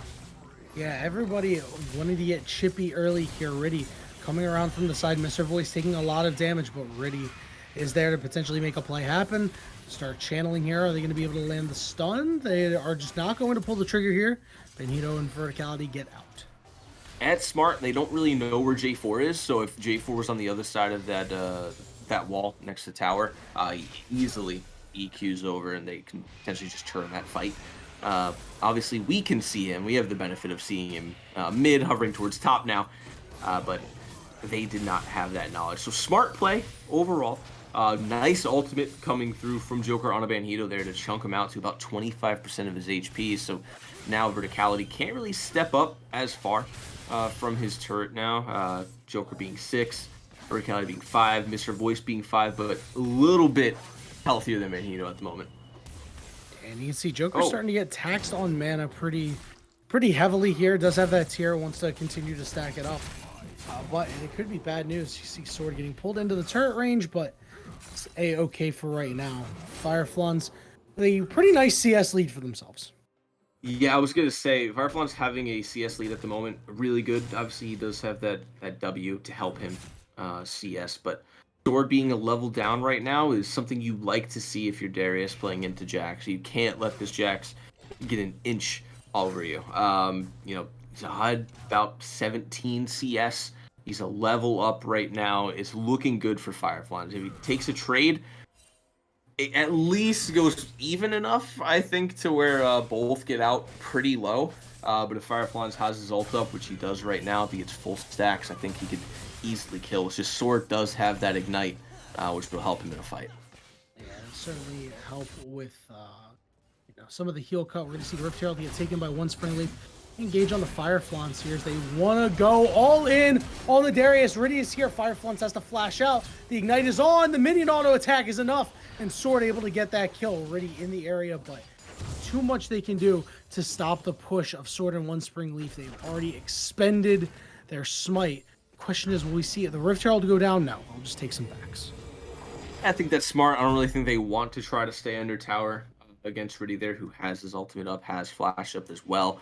No need to be aggressive on it. Hold on to it for a little bit. You have Drake in about 2 minutes, so it should still be in your pockets by the time that comes up. You drop that top, you can drop that mid, try to get some pressure. So you can go ahead and take that Drake. It's going to be Ocean, pretty important for both teams. I think both teams really want that healing early on to take these fights, especially if they're going to be skirmishing this much. First team gets an Ocean Drake, could have a lot more sustainability in the lane. Yeah, and it's going to be a nice point of contention, a nice point of fighting is, these teams, we talked about it, the phone booth fights, right? This is something that we can expect to see as the game progresses. These teams very similar, but Sword taking so much damage. They're going to level up, and I think that should be enough to keep them alive. Dark Torch putting out a lot of damage on the Anivia. The short range taking advantage of it once again. Yeah, Sword with some nice fancy footwork in the top lane, but like you said, that level up really came in clutch. If he doesn't level up there, he is surely dead. But Dark Torch is having a really good time, even after being soloed early on by Shima, getting that solo for himself. And now he's starting to take presence over this lane. He's not letting Shima walk up and farm, just walling him off, throwing the ult up whenever he can. Obviously, it's very mana intensive of a champion, is this Anivia, but she's okay with that. She'll come back to lane, and now fight in the top lane. They are going to go in on Fireflons, and Fireflons is going to fall. Sword with the flash to make sure they weren't on the blade end. It is one Spring Leaf getting the kill, but Dragon up in about 10 seconds. It does mean that with Riddy down there and the rest of the squad, if they make a play down here, they could take it. Verticality in a lot of trouble. Banhito's ultimate landing, but Verticality did not want to take it. Verticality getting low. Ezreal ult going to go wide, but they force the flash out of the Yasuo. But in return, this means the Rift Herald going down on the top side, and Fireflance has no way of getting up there. Shima going to teleport to the mid lane, means this turret is long gone. Yeah, they'll take turret, but it looks like we do see Riddy on this Drake. If he does take it, which it looks like so far he will be, not a whole lot of competition around there right now, with the fact that Verticality and Banhito are not in a great spot to contest this. Dark Torch is walking in, though. There's just no smite. Already very low, but now Joker on top of Dark Torch trying to deal some damage. Double root from Shima means that this is going to go the way of Dorado. Banhito trying to get out of there is going to flash over the wall, but the Anivia going to get scrambled. Verticality doesn't have a whole lot of HP either. Could be in the danger zone potentially, so they do get the dragon. They do get a kill. The game is knotted up in gold. Yeah, they definitely would have liked a little bit more after that Drake, but I think they will take the Drake and the kill. Good disengage coming out of EVO Shade, though. Sword and Fireflans fighting the top side. Who will win this one? Sword so far. He's got the Divine Sunder. The dunk comes down, but the sword is mightier than the axe. Yeah, Sword taking his frustrations out on Fireflans there. And what a turnaround, too. We just saw Flans almost solo kill Sword one level ago. Right as he leveled up, obviously he didn't die. But he comes back with Divine Sunder, and Jax is now a champion. Fireflans going to have a little bit of a hard time on the top side. He's 30 CS up, but One Spring Leaf has made his mark up there. Helped Sword get into the lead, and Sword has taken what small gift that One Spring Leaf has given him and turned it into a large bounty. So he's still pushing in the top side. That's still the only tower that's been taken with the help of that Rift Herald. The next one will be up in about a minute and a half. Not really... I don't know if it's really going to be contested by Dorado, but if One Spring Leaf is caught here... Yeah, One Spring Leaf could be in a lot of trouble, and they're going to flag and drag their way out. It looks like they will be able to survive. All right, you'll take that. Not bad. Things looking to slate toward more EVO Shade here. After, that early game looked a little rocky with Joker getting so many kills. The Joker is yet to take advantage. And Banhito charging up the heck is going on? Oh. Okay. Oh, man. Banhito charging up the Hex Flash, and there's no minion wave there. Ends up missing everything, unfortunately, with the ult, and they just have to kind of scurry back. Yeah, that's gonna go on BOL tapes. There's something. Something happened down there. I don't know what they were cooking. Why did we let them cook? They tried to order off the secret menu and they got nothing. Yeah, they got to get this guy out of the kitchen. 20 seconds now on Rift Herald to be the next important objective. So far, EVO and Dorado hovering towards the top side. Fireflans on the bot doesn't have the TP. But I think he's okay with that. He'll take the split push. One Spring Leaf getting caught out just outside that pit yet again, getting chunked down by Riddy. Now it's going to be a little bit harder for him to go into this fight. Yeah, and they really wanted to get this Rift Herald taken. You see Sword, it's going to get rooted up. Mr. Voice is going to engage onto him. This is a 2v1 right now. Does he want to go back in? He's going to stun up too. Followed up with a double knockup. Ezreal doesn't really land too hard. Mr. Voice is going to fall. Verticality in the middle of things goes down. Now Riddy's got a full health bar, and he is taken over Yasuo, Joker, and Fireflans looking to pinch. Fireflans is going to get stunned up here. Nivea tried to stun him up as well, but Banhito has no way of surviving against Riddy. This isn't even a fair fight. But Riddy's going to have to go into the turret if he wants to get it, and he will be able to pick it up. And now they've caught out Dark Torch in the wrong side of the tracks, doing a lot of damage to Joker, though, looking to get him very low. But Shima will be able to pick that one up. Fireflans, on the other hand, goes down. Sword now on a rampage. The kills are evened up, and it's about 1,000 gold lead here for the side of EVO Shade. But Riddy wants to get in there. So does Joker with a perfect shift. And One Spring Leaf bit off more than they could chew as they're going to fall. Now Sword is chased down by 3 members. Going to turn on to Joker and get the shutdown. But fall to Riddy, who is now 3-0. Man, that was a very long fight. And really coming out for Dorado. Now up 300 gold. It was pretty close to even not too long ago. So they're going to come out on top of that fight. Doesn't look like they're really going to go after that Rift Herald yet. Verticality caught out just a little bit here. Needs to be careful. Here comes Banhito as well, though. Will they be able to take a fight here? No. A nice flash coming out of Riddy. Oh, Verticality, though, in a lot of trouble. They Whoa. are going to be able to get out. They're down and exhaust, but they still have their flash. This is just on a razor's edge every single time. They're just barely dodging skill shots or just getting hit by the ones that aren't doing a whole lot of damage. Verticality comes out pretty low. Again, I can't stress enough how great of a flash that was by Riddy. Surely he was dead if that hits. But kind of a net zero after all is said and done. Realistically, Dorado still slightly ahead because of their dragons, but EVO still getting close. Oh my man. god, Shima was the target, and down goes Shima. Verticality with a nice flash means Riddy's gonna die next. There's a shutdown going over to Banhito. Now that dragon available, that sweet, sweet Infernal Drake. It's a 5v3 with no jungler. It looks like it's EVO's. Yeah, that should be EVO picking this one up. It's going to be the first of potentially 4 of their Infernal Drakes here if it gets to that point. Infernal Drake, really good for both teams with the amount of just pure damage both teams have.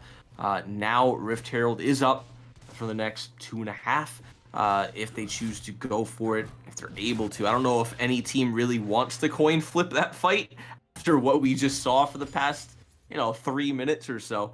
But it's definitely on the table for the next couple minutes here. Yeah, this has been a very, very strange game, and you called it.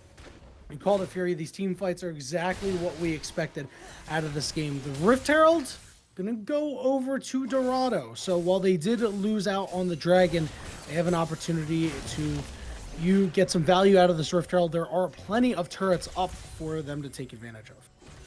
Yeah, definitely. There's still plenty of gold on the board for both teams. There's still only been 1 tower taken.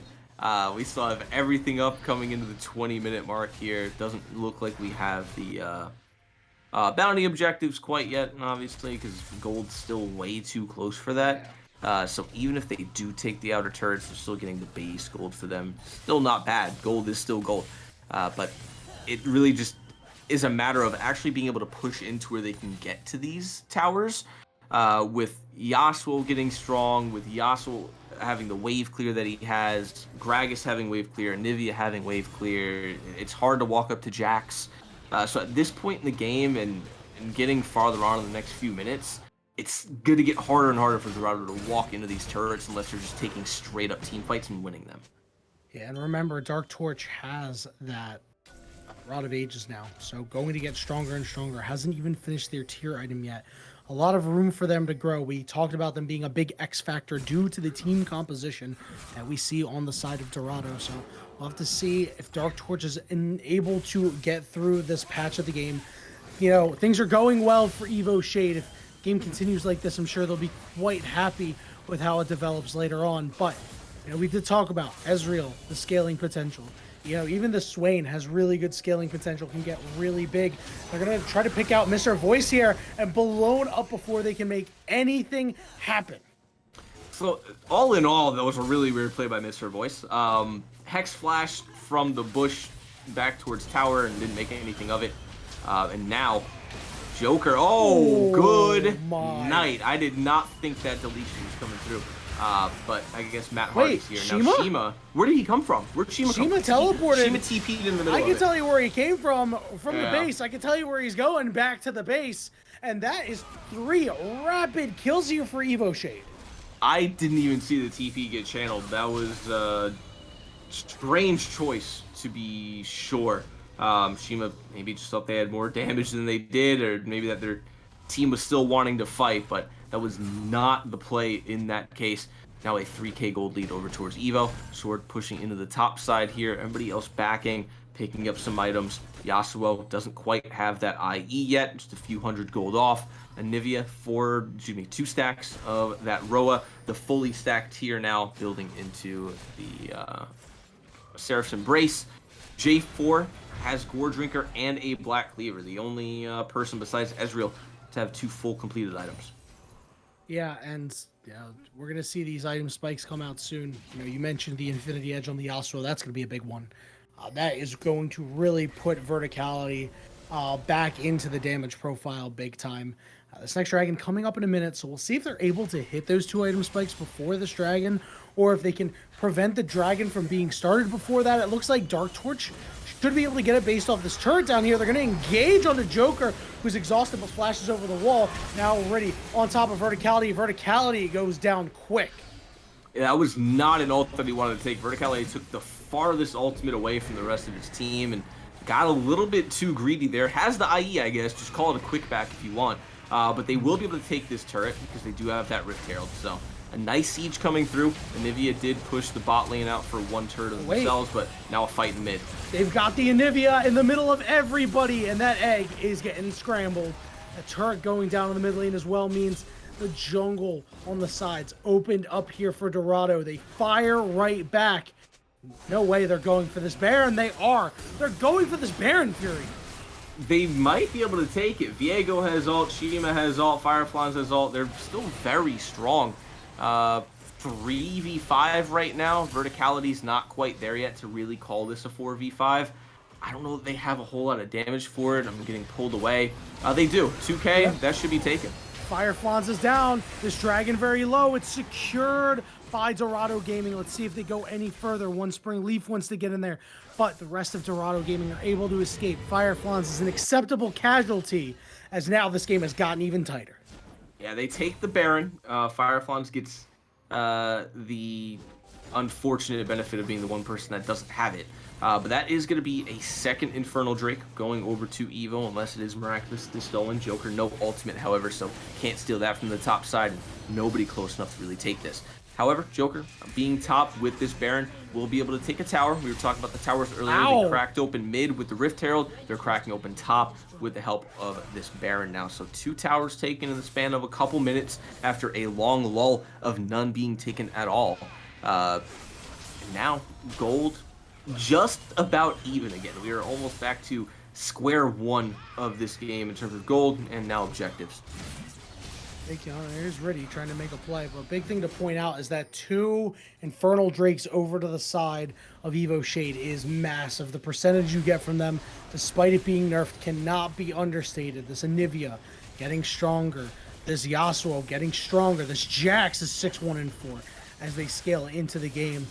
It's going to be really tough for Dorado Gaming. Things, they have a nice couple of fights, but they're going to need to continue doing what they're doing in that last sequence. Yeah, and the big thing is with that last sequence, I'm not sure how Dark Torch got caught out. Out of all the people on that team, that's the one person you can't let die that early in a fight, right? I'm not entirely sure how it started, who pulled him, and who got him into there. But Dark Torch getting taken out that early is essentially what caused that Baron to get taken. So if Dorado was able to just continue to do that, they are surely walking away happy in this game. An ultimate being expended by Bandido there, nothing to follow up with. Now, I don't like the fact that they're just kind of 5v5ing here when they have the Baron. They should be splitting this up. Joker just went top and got a tower. Go back to your side lane. Send someone bot lane. Send Joker bot. Get some more gold on him to take that that final outer turret. You can't really 5v5 against, I was talking about this earlier, the Gragas, the Anivia. She just ults and you can't push anything. Right, and they did burn the Ghost of Fireflies as well, so that's pretty big, and you can see them getting into the bottom side of the jungle, trying to clear out some vision, really start to take control of that bottom side of the map. They've identified that they want to get on top of Fireflies here. It's a 1v1. Sword with a level lead. It's no longer 1v1 as one Spring Leaf is in the area. We're going to see 2 teleports come in. It's Shima here showing up. Joker as well with that teleport. They're going to engage onto Shima, who's going to pop that ultimate sword, trying to heal up through it, but a great Zoni is there from Shima. One Spring Leaf is going to have a hard time trying to find a way out. They flag, but they do not drag as they fall. But Mr. Voice is the next target. Very low, big shielding. A lot of damage out, but Bandido able to pick that one up. Ends up being a 2-for-1 for now. But Dark Torch going to flash forward. They're looking for more. Hold on to Shima, knocks him away. But Joker, full HP still, looking to land these mystic shots, but is now getting pinched. Verticality looking to get in. He's exhausted. He's stunned. He's dead. Dark Torch able to pick it up. Every single one of these fights has been so fun to watch. It's just back and forth, disengage, re-engage for both sides. There, EVO comes out slightly ahead in that fight. They now have a 1.2k gold lead. Looking to potentially further it a little bit with the push onto this Drake, but looks like Riddy will stop that push. Firefly's still hanging around. Everybody else just trying to back This may be problematic for Dark Torch and Verticality. Now they're shooting out that wall. And a really good series of fighting going down here. While you did lose the life of one Spring Leaf, Sword keeps their shutdown intact, which is getting scary, right? Because any kill that goes over to Dorado Gaming, it could mean so much for them. You can see Ezreal on 3 items now. It's really strong member. Yeah, and now, I'm gonna say Dark Torch is still sitting on like 1,100 something gold for the next back. Probably waiting for Aroa, I'd imagine, for that back. That's gonna be a pretty big back for him. Shima doesn't have the Zonias up right now. Should be up for the next fight. I don't know how much it's gonna help though. You know, it'll keep him alive for a little bit longer. It'll keep his team, you know, able to kind of just free hit for a little bit once one Spring Leaf ults him. But Shima is kind of just getting exploded in these fights. He's not doing a whole lot of damage, and it's kind of detrimental to the team. That's your main kind of front line, besides Darius. You could say Set's front line, but he's not really there yet. He has W to stall out for a little bit, but right now, with the damage that one Spring Leaf has, we're seeing the Executioner's Calling actually finished by him as well. That's going to help stop a lot of that healing. Basically just negates that entire Ocean Drake. So EVO have a good setup for this next fight. It just all depends on how it's played out, because Dorado can easily still turn this game. Well, they want to go in on Banhito here, but they will be able to walk it out. This Rod of Age is going to pop very soon. We could see Anivia at level, it just popped at level 15 now. Potentially could be at level 16, depending on how much EXP they've stored. But it doesn't look like they're going to go for minions yet. Banhito took a little bit of damage. They're going to hop all over the wall here. Man. Yeah, they're going to take control of the bottom side of the dragon now. This is a very pivotal dragon. Not only Soul, but if more go over to Evo Shade, they're just going to be that much stronger. Fireflaunch trying to get it on the flank. They spot that one out. Gritty, Shima, and Joker chilling back there. Joker not throwing out too many Mystic shots. Just get stunned, but things are fine. Anivia burning through that mana pool. Ezreal coming through.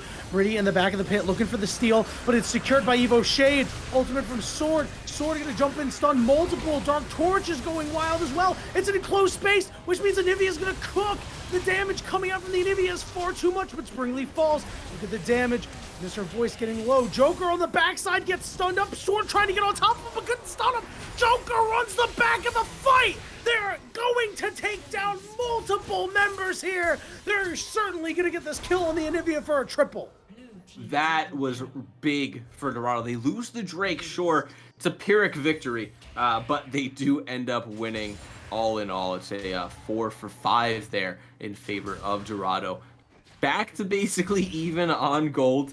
Unfortunately, they don't get the Drake, but basically in that fight is exactly what Dorado wanted.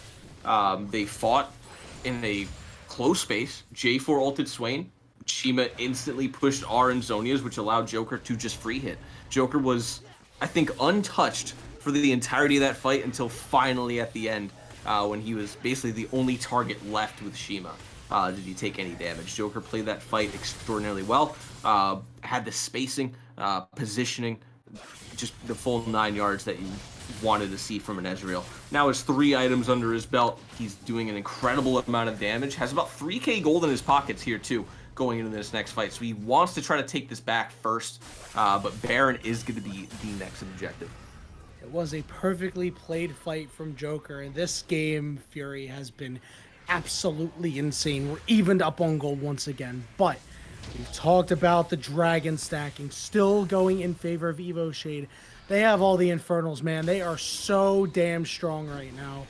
They're going to need more fights out of Joker like that in order to take a dub here. They're going to start up onto the Baron. One Spring Leaf is in the area. Ward goes down, so they know what's up.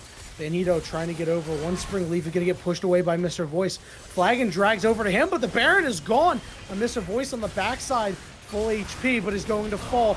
We see the dunk coming down. Joker far away from everybody. Sword is going to fall as Fireflaunch has taken this fight over. And they have done it. Dorado Gaming have taken control of this game, taking the Baron, taking 4 lives, and now they got a wave and they're ready to push. Dorado absolutely popping off. I mean, Joker has just popped online. 10, 4, and 10 with 4 items after that last back now. And we'll be backing on another about 1,300 gold if the game isn't just over right here. I mean, I think they can potentially push through, right? I mean, 20 seconds left, 16 left on sword. It's just one spring leaf. Now Bandido. They can't They're do looking it. to end. They can't do it, Fury. We are going to go to Silver Scrapes. One spring leaf has used the stopwatch, but they are almost assuredly going to go back to the base here. 2 turrets are down. The pings are down. Sword desperately trying to get on top of Joker. He does, but now they got to kill Fireflons. Fireflons is going to fall. Wait a minute. Wait a minute. They've pushed off Shima as well. Shima is going to go down next, and they somehow managed to keep this game alive. You're kidding me. An open Nexus, but Shima and Joker both have TP, so it's still alive for a backdoor. They need to be very careful. If Joker, I mean, as soon as he gets his TP up, he's going to be looking for it, right? I mean, if I'm him, that's what I'm doing. You auto-attack that Nexus 3 times, and it's gone. It doesn't look like anyone got one down, unfortunately. No. So no TP going to come in just yet, unless someone wants to go sneak a ward in for him. But doesn't look like too much is going to come from that. They'll at least take this mid turret, EVO. But overall, a decent save by them. Unfortunately, Dorado was not able to end right there, I think. They definitely could have, but a nice ultimate from One Spring Leaf, nice ultimate from Bandido, saves the game. 45 seconds on this Drake, and that kind of has to be contested here. You can't let 4 Infernals go through over to EVO. And EVO, they have to make a very frightening decision. Do you fight for this Drake? Do you protect against a backdoor? Because you might get the Drake, you might get the soul, but you might lose the game off of it. They have a couple of wards down, but there are a couple of pathways in. You can see it looks like they are going to fight over this dragon, and we're going to see it back coming from Dark Torch, which means they're going to have to burn their teleport. That does mean that is nobody who can go back and defend the base if a backdoor begins to occur. You can see already pushing up because they've recognized Sinivia TPing away is opening the door for them. See him headed toward the dragon, and Nivea going to TP back into the mid lane here. All members have shown up to the party, Fury. This is going to be the final fight of the game. This dragon is so low. One Spring Leaf's got to get in there if he wants to take it away, but it's going to go over to Riddy. Sword trying to get in. Starts everybody. Knockup is there, but Shima trying to sustain. Joker's going golden, flashes away. Verticality's on top of him. He's going to fall. Verticality slides out. The damage is there, but Shima went back up to full. It's the melee composition we talked about. Shima feasting, but are they going to fall? Yes, they are. Fireflons went to the mid lane here. Dark Torch full HP trying to push him off. It is a fight win for Evo Shade, but we have the max amount of dragons. Yeah, this is final Drake territory if it even gets to that point. You can see the control wards sitting in the base of Evo Shade trying to deflect any potential that a ward gets put down for any sort of backdoor. I don't know. I mean, Evo Shade, they made the correct call. So did Dorado. That's essentially what had to happen.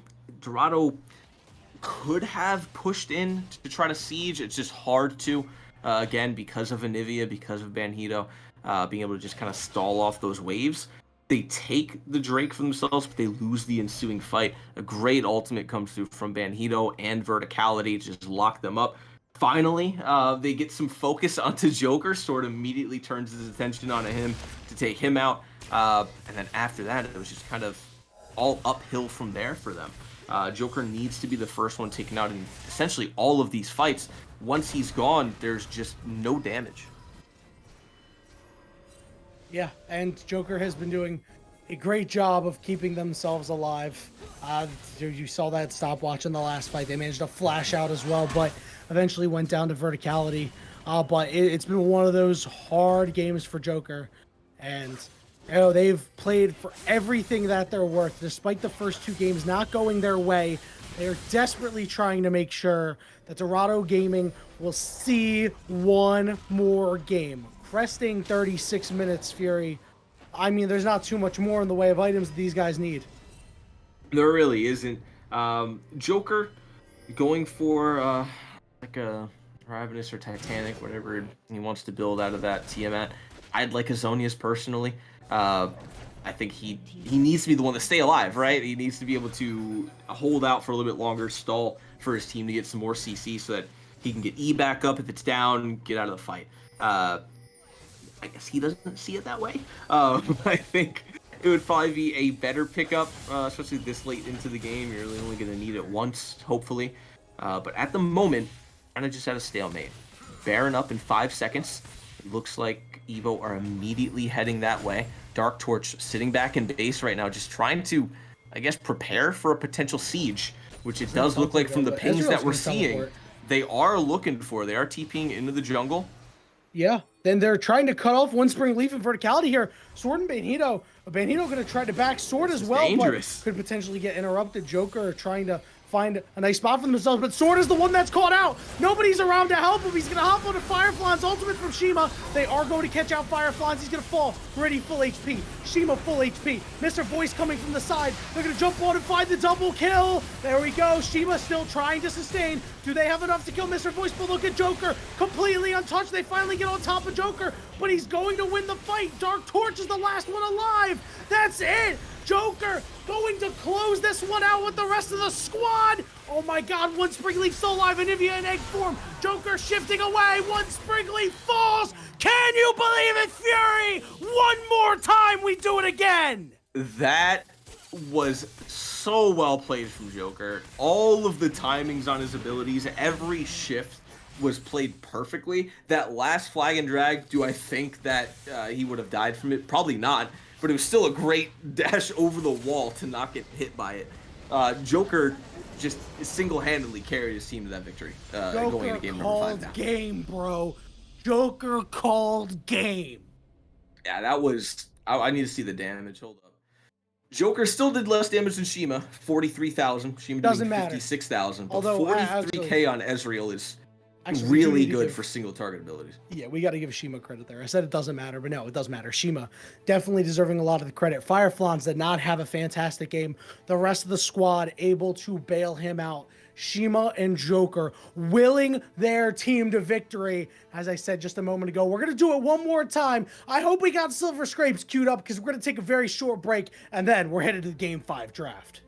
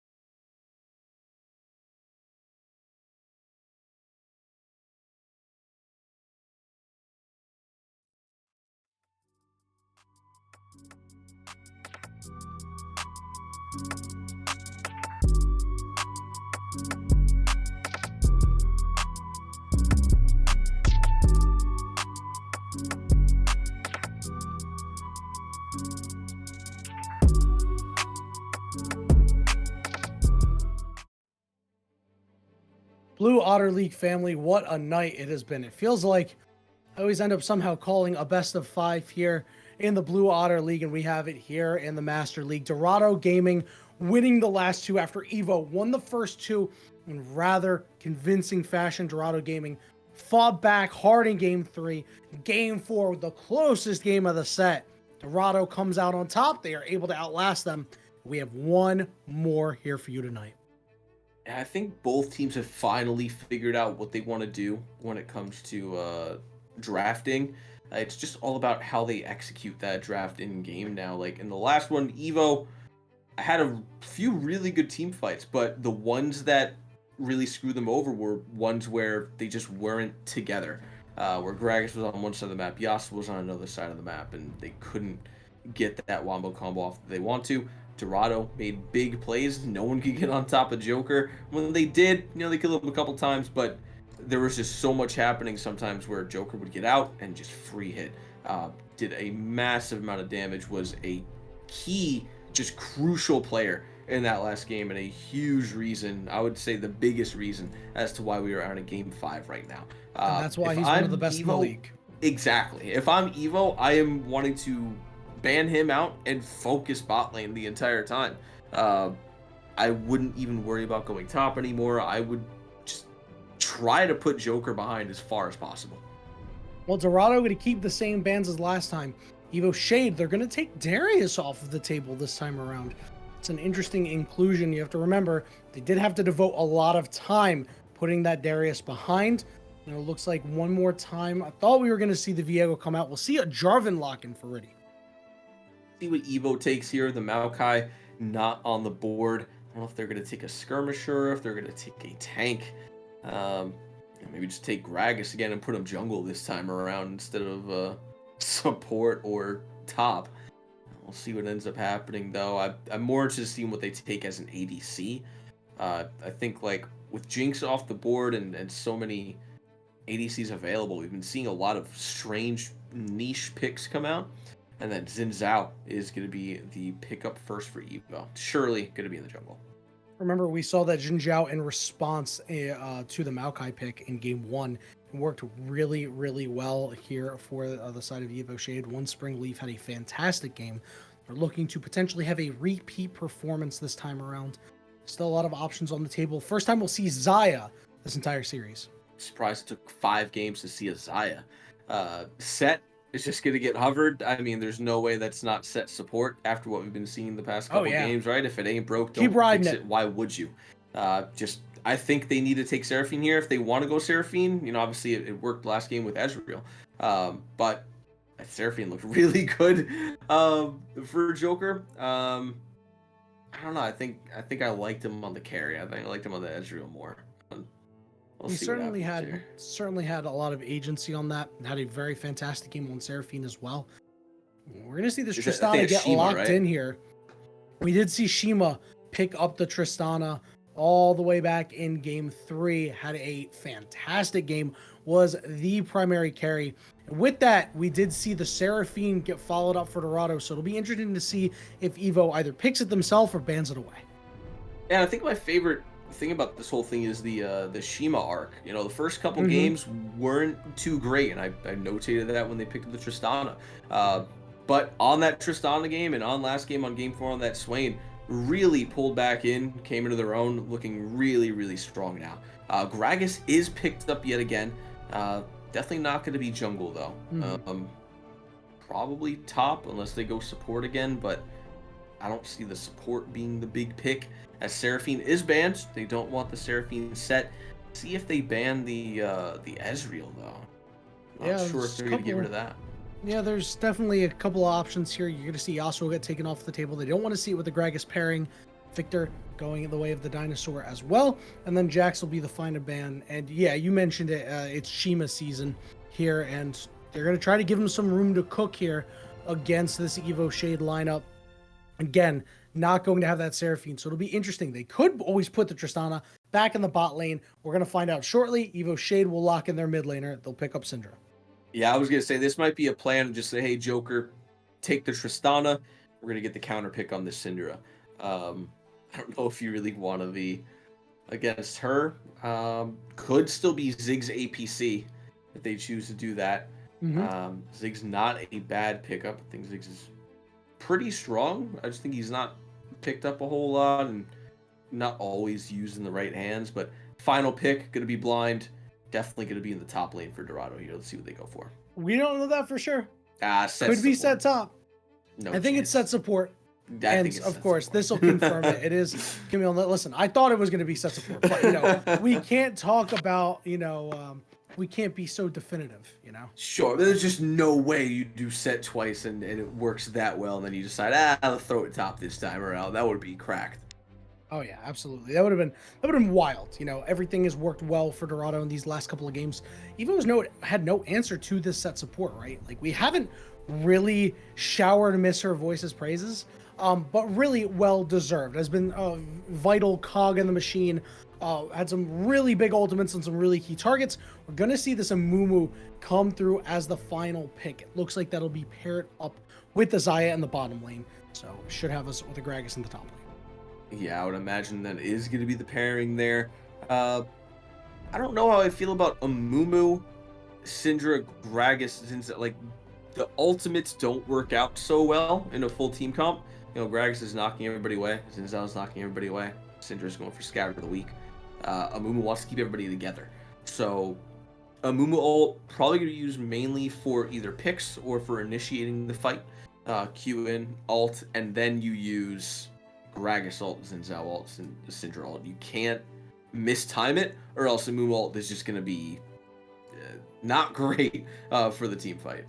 Yeah, and you know, it's much easier to make sure you know what direction somebody's going in with a Gragas ultimate when Amumu has rooted everybody. So that combination is going to be really important. Remember last game, we didn't see Yasuo Gragas nearly as much as we would have liked. This time it's going to be Amumu Gragas as the combo. This one's going to be fun to watch. Xayah. Fun to watch. This is going to be awesome, dude. ADC. This is going to be awesome. What do you mean fun to watch, bro? I don't like the drafts. I like all. Dude, if you look screw back at the all drafts. the other drafts, We're in I game love them. 5. Screw That the means drafts. nothing to me. I'm This is tired, and reverse it's midnight. sweep territory, my guy. Look, if they reverse sweep, awesome for them. I would like to see a better draft That's in game 5. incredible. Yes, I understand that. I You know, do that happens understand all that the you are time. It's tired, not but I need incredible. something more. We're not Yes, it watching is. something absolutely What? bonkers right What now. do you mean? This is the highest level league in Blue Water League, and you mean to tell me that this isn't just something amazing? Dude, this series has been awesome, bro. I need you to fun. get amped up for this game. It's been fun. We'll call it at that. I needed to see better drafts from both teams Yo, the entire Daydream's time, right, though, bro. You because are it a just professional throws me hater. out. I'm not even hating. I Bro, just you're a wish they professional had better hater, my drafts. guy. You Nah, call it what you want. I'm with Twitch chat here, bro. I'm with. I mean, if you I'm want to gonna call me even professional hater, I predict. will bounce, and then someone I'm- else can fill in in the next 10 seconds. Oh, Does bro, that that's sound fine. awesome? I can do this myself. Yeah, All right, who am I voting on? I'm voting on Dorado. I have Dorado. I think they have momentum coming into it. I think it's just they have to. There's just no way they don't. Yeah, I think so too. I'm spending all my points. Like, we predicted Oh. a 3-0 to start, right? I We think did. they We did. used the first 2 games as Sorry, like I'm practice, and they were Spending like, all my all right, points on now Dorado. we 3-0. Like, Okay, reverse sweep 3-0. listen, I have put all of my chips on Dorado's table, and I'm really hoping that that they win because I don't want to lose all my channel points again. Yeah. I have lost all my channel points in the past. So I'm going to go do a little prayer while we are in the load-in for the final game. I'm going to take one short break for the night. And when we return, we'll be on the Rift for all of the marbles to move on to the Blue Water League Masters semifinals. Dorado Gaming, EVO Shade. Can't believe we get to Game 5, but here we are.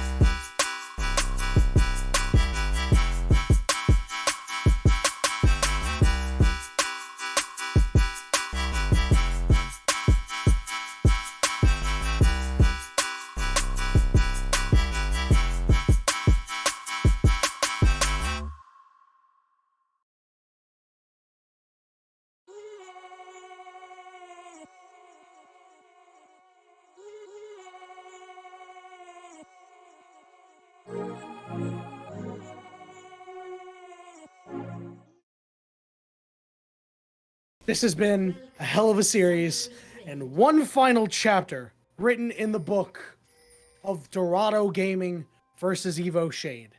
We didn't think this book would be this long, more like a short story, you know, that somebody who failed second grade 6 times would not be able to read. But instead, we do have an entire book here. I do not know who's going to come out on top. I thought it was going to be Dorado coming in. I thought it was going to be Evo Shade after the 2-0. I thought it was going to be Evo Shade after the 2-1. Dude, But it all was expectations so are good. out the window, Fury. Everything has just been constant fighting, and like I don't want to say coin flipping the fights, but it kind of has been because every fight goes a different way every time. Red wins, blue wins, red wins, blue wins, and then eventually it gets to so late in the game, someone wins a team fight, and they just end up straight up ending the game. Dorado, I think, are coming in with some very high mental, I would say, compared to Evo. We talked about the mental going into game number 3, where Evo was up 2-0. But now when you're up 2-0 and your enemy comes back and now they are a 1 win away and they've won 2 in a row, it's kind of going to hurt, right? So Dorado are coming in, I think, with the overall tempo. So they should have a pretty solid run going into this game, barring any kind of outliers. But Shima had a spectacular game number 3 on the Tristana. Yep. So I'm excited to see this again in the mid lane. Now it is into a ranged matchup instead of a melee matchup like it was. It was the One, now it's the Syndra. Syndra does have ways of keeping Tristana away at arm's length, but not until they hit level 2. It's going to be a good trade for Shima. Yeah, and Fireflies up on the top side on this Camille. We saw Sword on the Camille earlier on. Had a very good game. This time around, Fireflies could have a decent time. The only thing is Sword, the belly flop from Gragas, does take precedent over the I keep wanting to say it is hookshot. I don't know why I keep getting hers mixed up with Akshans. Does take precedent over it. So if Sword has that up and is ready for it, Fireflies is going to be taking the worst of the trades. Yeah, and we saw the Fireflies had a couple of rough games, right? Even last game, despite the victory, it was not really a great game for them. Really, the only very good game we saw was out of game 3. So Fireflies right now needs to dig really deep. Everybody on Dorado Gaming, but Fireflies especially, needs to have another pop-off performance. Yeah, absolutely. Fireflies we can't see what happened on the Darius, right? Like, obviously they won the game, but did not have a spectacular performance on it. So it's not like, I don't want to say their top lane doesn't matter, but it clearly shows how strong their mid lane and their bot lane are, that Fireflies can get extremely far behind and they still end up winning the game. Ziggs in the bot lane as well. We talked about that earlier. Ziggs really good on the APC. A lot of poke. It's hard for Verticality to really fight into it. Especially Banhito on a Mumu. It's kind of a weird fight style that Verticality and Banhito are going to have, because Verticality, it's going to take, if it's max range bandage toss, a little bit for him to get into the fight, unless he gets pulled into it by Set. Yeah, that Ignite goes down. It's going to be a lot of damage. Ghost getting burnt, but they're looking to turn it around, although Freddy has shown up, but it's already first blood for Joker. And Banhito will be able to walk away, but it's just a nice job there by the bot lane of Dorado Gaming. It was a really strange plan by Verticality to go back in there. I think they should have just straight up left, but regardless, a great kill. It's going to be a kill for Joker. Unfortunately, Riddy was not able to get any of the assists there, but I think we're still able to pick up some XP. So still going to be a little bit ahead over one Spring Leaf right now in terms of XP, who is trying desperately to look for a gank on the top side, but Fireflies has a perfect freeze right now. I got a question for you. And I know that's game 5, and I know we should be a little bit more serious, but does that count as a level 2, an early Jarvan gank? I think it was at level 3. Does that count, still, even though he didn't get anything? 100%. Absolutely it does. I still count it in my book because he was going to be there regardless. Yeah, that's fine. Even if the kill didn't happen, he went for it. That's all that matters in my book. I think that's really all that matters at all. Really moving around the map. I want to see him do it more, obviously. I need to see J4 absolutely just sprinting around the map. Dark Torch taking a bad trade with Shima and Miss Her Voice. Bandito coming up a little bit too late here, and they're just leaving the APC and ADC in the bot side to their own devices. Yeah, Mr. Voice has had a really good series in terms of roaming. Has always been around when plays have happened. Yes, some of them have gone well, some of them not so much, but the last couple of games on this set have been phenomenal, looking to have even more of an impact. And, you know, Shima already with a decent-sized lead, able to just have full control of the lane, and a lot of it is because Mr. Voice has always been coming through. Yeah, Mr. Voice playing pretty well the past couple games. The first two, not so much, but the set 3 for 3 so far, playing very well, and ooh, this is going very well for Dorado so far. Yeah, Verticality has to flash away. One Spring Leaf is in the area, but Banhito also taken very low. So no summoners on the Xayah. The bot lane has tried for the side of EVO Shade, but they're not getting anything done anymore. And not that, I don't think it matters too much. You don't really want the Ziggs to be out farming Verticality.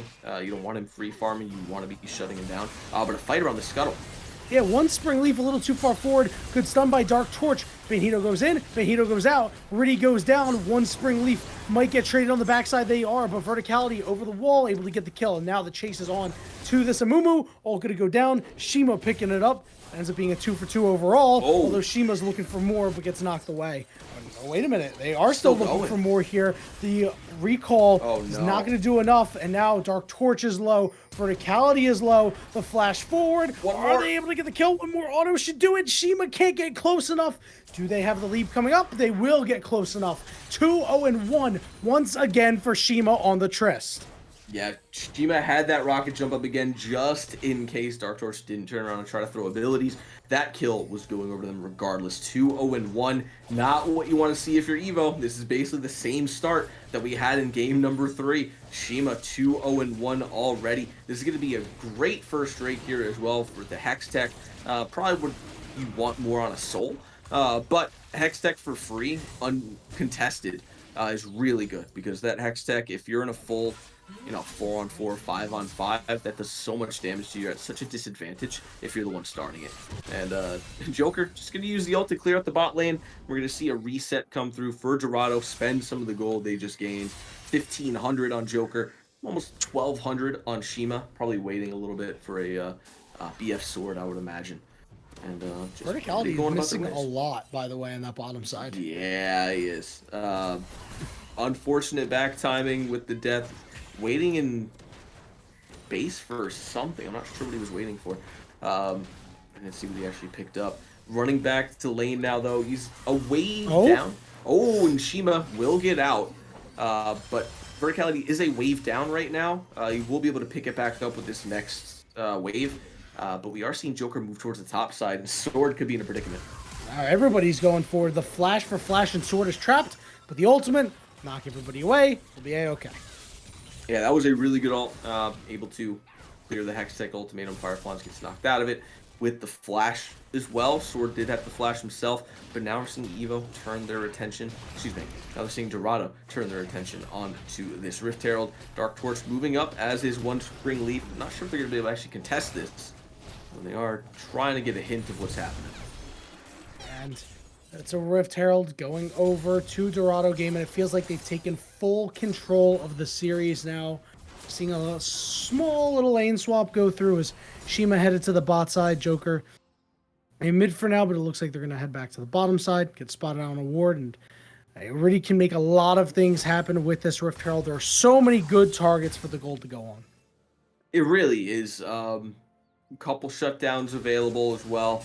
I don't really know what's going to happen on the top lane here. Sword and Fireflies just going at it. Oh, and the bot lane here, this cannot be good.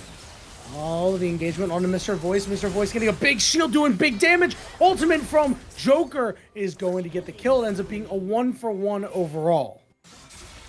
Decent fight there. It's support for support. So nothing really happening except for Joker expanding his lead, and Riddy's in trouble. Verticality is ghosting. They want to get this kill. Are they going to die for it? Wait, Verticality got knocked toward the turret. They will just barely be able to find a way out. Riddy getting stunned. But it's Shima flying in. Dark Torch is dead. But Shima gets traded back. The Going after one Spring Leaf here. Verticality very low, but has been spotted out, which means Joker is going to try to take him down. One more auto should do it, and it does. One Spring Leaf unable to get more damage onto Riddy. It's a 4th kill for Joker. Someone's got to check Verticality's PayPal after that one. 2 fights now where he's been out and has just decided to turn back around and be, I don't even want to say greedy, because he wasn't going to get a kill. Just turning back around and dying for no reason. Now, bot lane, Rift Herald good to get dropped here. They're having to send one Spring Leaf back again. Wait, an engagement. Riddy is low, but Joker has plenty of HP and is ready to fire away. Turret goes down. Xin Zhao goes down. And that is just more gold going over to Dorado Gaming. So far ahead, 11 minutes in. You get Riddy and Miss Her Voice down to just about triple digit, close to double digit health. Can't get a kill on either, and Miss Her Voice is able to turn around, use W, absolutely blow you up while your tower goes down. So that's tower down. About 11 minutes here. A very, very good gold lead already for Dorado. I mean, if we're talking about how good these teams have been looking, this is probably the best either team have looked this early in the game. I think this is the most extensive lead we'd had at about the 10-minute mark, being 3K for the side of Dorado. Just agree, my friend. You hit the nail right on the head. Now, Sword is going to be the one to get targeted. Miss Her Voice flashing forward. They're looking to pour it on, baby. It's another one for Dorado. This one to Fireflans. This is what I was wanting to see the past couple games. Dorado to get the early game lead that they get, but advance it quickly. They have to do that. They can't let EVO pull themselves back in and do the team fighting that they've been doing in the first 2 games. What they're doing right now a 4K gold lead, is perfect. They move down into this Drake in 20 seconds, get Chemtech, and they're straight. Dark Torch getting knocked back there, already down to half health. There's the ultimate as well from Joker. That haunting, guys. Leandry Storm. I keep doing that. It doesn't matter how. Dude, what year is this? Maybe dude, I'm still in season 6, bro. I know I'm old, dude. I am well aware that I am old. Okay. My brain is stuck in season 6, man. Realistically, okay, stuck in season 3, which the game was in its prime. But I agree. Haunting, guys, is still locked in my mind, man. Leandry's is doing a lot of damage already. Almost has a tier fully stacked by 15. Yeah, Joker is incredibly strong in this league. Did get it's stunned. Be hard to beat him. You see Fireflans. Make sure Joker is well protected. Lots of low health bars. Benito low. Verticality down to about half HP. Mr. Voice also around half, with the Ziggs poke going to be strong. Shima as well can make plays happen. Look at that damage that's coming through onto the Syndra. Syndra in a whole lot of trouble. Joker just waiting for his ult to come back up. He is running out of mana, though. We see some pings going down on the Dragon. We're going to see a couple backs come through. It looks like they're just going to let Dorado have Drake number 2. Yeah, they're going to have to just give that up here. There's just no way you can contest. Joker just throws a Q at you, and you can say goodbye to 25 to 30% of your health at this point. They're all very squishy. Really no tanks on the board yet. Roa's not even finished for Sword up in the top lane, so no tankiness there. 2 Drakes already pre-15. This is the quickest I think we've seen 2 Drakes as well. The tempo in this game is incredibly fast. Rift Herald in a minute. I would be surprised if Dorado doesn't just take that off of spawn as well. Fireflans with Mr. Voice on the top side, Sword could be in danger.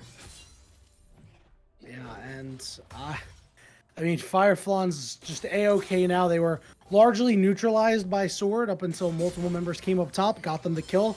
Now Fireflans will hopefully get going with that Divine Sunder. A full suite of mythics aside from Mr. Voice, who opted into Dead Man's Plate. Fantastic pickup. We're going to see multiple members try to converge onto Fireflans because Evo Shade needs to do something and fast, Fury, if they want to find a way back in.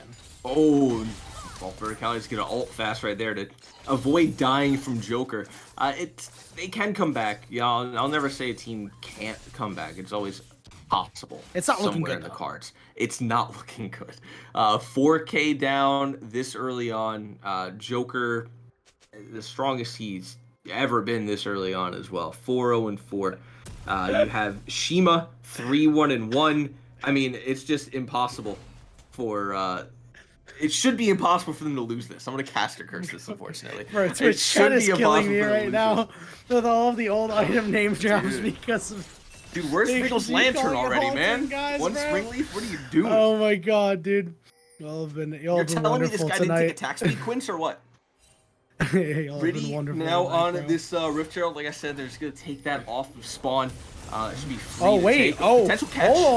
hold on. They have caught him out. Mr. Voice is going to fall, but they're gonna go for a full engagement here. Benito is gonna die. Riddy's gonna fall next. It's a 4v3. One Spring Leaf trying to deal so much damage. Fireflons gets knocked away. One Spring Leaf still pushing forward. Shima has to flash away. Verticality flashing forward. Gale forcing forward and closing out on a kill. Things now starting to go Evo Shade's way. You did just caster curse at Joker, taking a lot of damage, but being dealt a lot of damage as well. Dark Torch still alive, but Dark Torch falls as Joker with the fadeaway. That's why they call him Joker, bro. Wait, why is it what the fadeaway is why they call him Joker? Yeah, like the basketball player, Nikola Jokic. They call him Joker. Oh, okay, yeah. Yeah, bro, he hit him with the that took me fadeaway. a second. Yeah, that's all right. It was Sword? a little forced, unless you know. Mr. Voice is Oh, about to walk into not another again. death here. Verticality will be able to survive, and all of a sudden, Evo Shade is starting to make the Fireflons. No, they just can't. Bro, Fireflons, He's what are we out, doing he's here? out, He's fine. Right. All right, it looks like Yeah, he is he's gonna fine. find a way out, and it got a little out of control here. Fury, tell me what's happening. Even with that still 3.5k gold lead, I think Dorado got a little bit too trigger happy right there. Oh, Joker got lucky is what he got. But again, 2 in a row on that, and he gets the blue buff. But this one, those fights were a lot closer than they probably should have been. Mr. Voice kind of getting too antsy. Dying twice in a row there. Can't have that happen. Thankfully, it's on the support. Not really worth a whole lot of gold in a But he fight. was the target.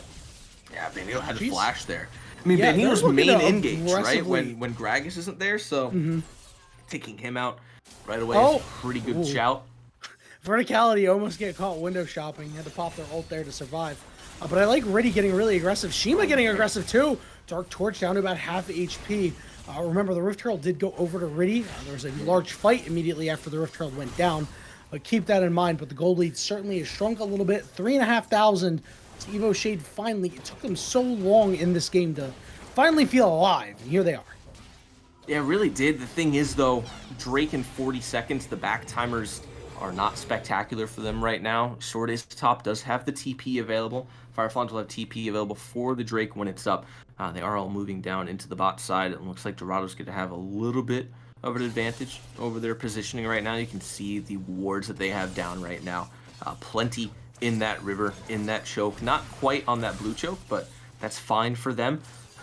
Benito, I can't imagine, is going to be looking for a play from there. Now, everybody moving down into this river. Joker just trying to throw out some abilities, get a little bit of poke down before this Drake's up. Obviously, clear out the mid lane wave as well. Dark Torch tossed out some abilities, trying to get a pick on Shima, who did have to just rocket jump away there, so he's not going to have that for the next 10 seconds or so. Now everybody's just kind of face-to-face in the mid lane here. Realistically, Dorado's just going to win that every day as long as Joker's just keeps throwing Qs. Yeah, he's got to start landing them, and as you can see, he just hit Benito there, so we're going to start working. Mr. Voice going real aggressive, and they have caught out the Amumu. Dies with ult up. One Spring Leaf is the target, but he knocks multiple members away. Trying to maybe turn, but no, he's got to find a way out of there. And once again, it's just a bully ball being played here by Dorado Gaming. This is the Dorado Gaming style that we've been waiting to see this entire series. We're going to see Rift Herald go down, so they try to get on the Fireflons, but meanwhile, that Dragon's going to go down. It's going to be Soul Point at 19.5 minutes. Joker just dispensing damage here. One Spring Leaf solo. Dark Torch trying to deal more damage to Fireflons, but they can't. Dragon taken safely.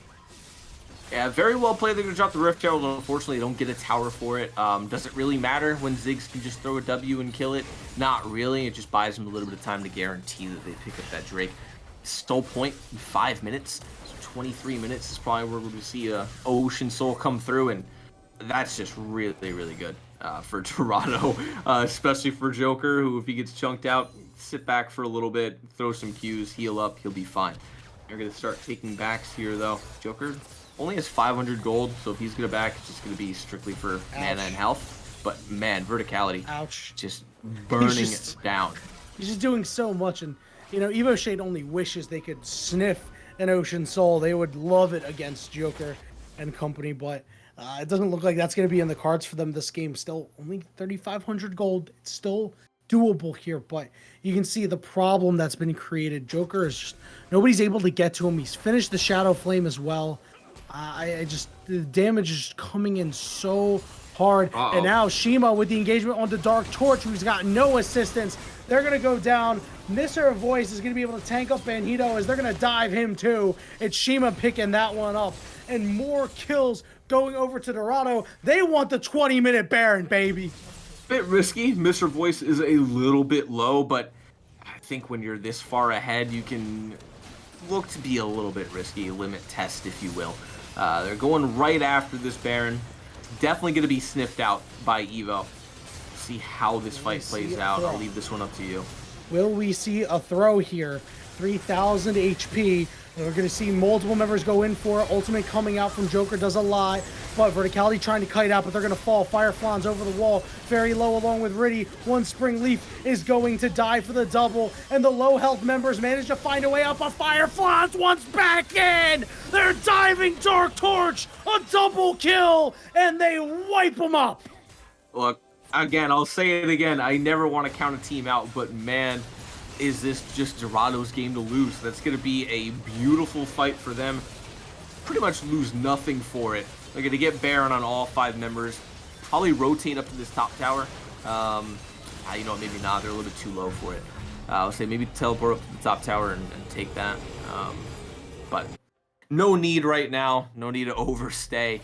They're going to back. They're going to get healthy. At this point now, they should just be looking for team fights. I see no reason that they need to prolong this game any further than it has to. I think we get to Seoul. They'll probably take it and then end from there. But they are definitely within grasp of just closing this out. Yeah, it has just been all Dorado this game. They have switched it back on. It took them a while to get into it. I cannot believe, you know, losing the first game, right? It was a bit of a surprise. We're going to see Banhito go in engagement. This is a 3v2. This is a chance here, but look at the damage that Mr. Voice does. They trade 1 for 1, but Shima continuing to machine gun members down, and one Spring Leaf is up the creek without a paddle. Fireflans gets that one. Another 4 for 1. Dorado Gaming, they're just going for more, man. Sword is going to be the next target. They're going to fall. It's a 23-minute Ace Fury.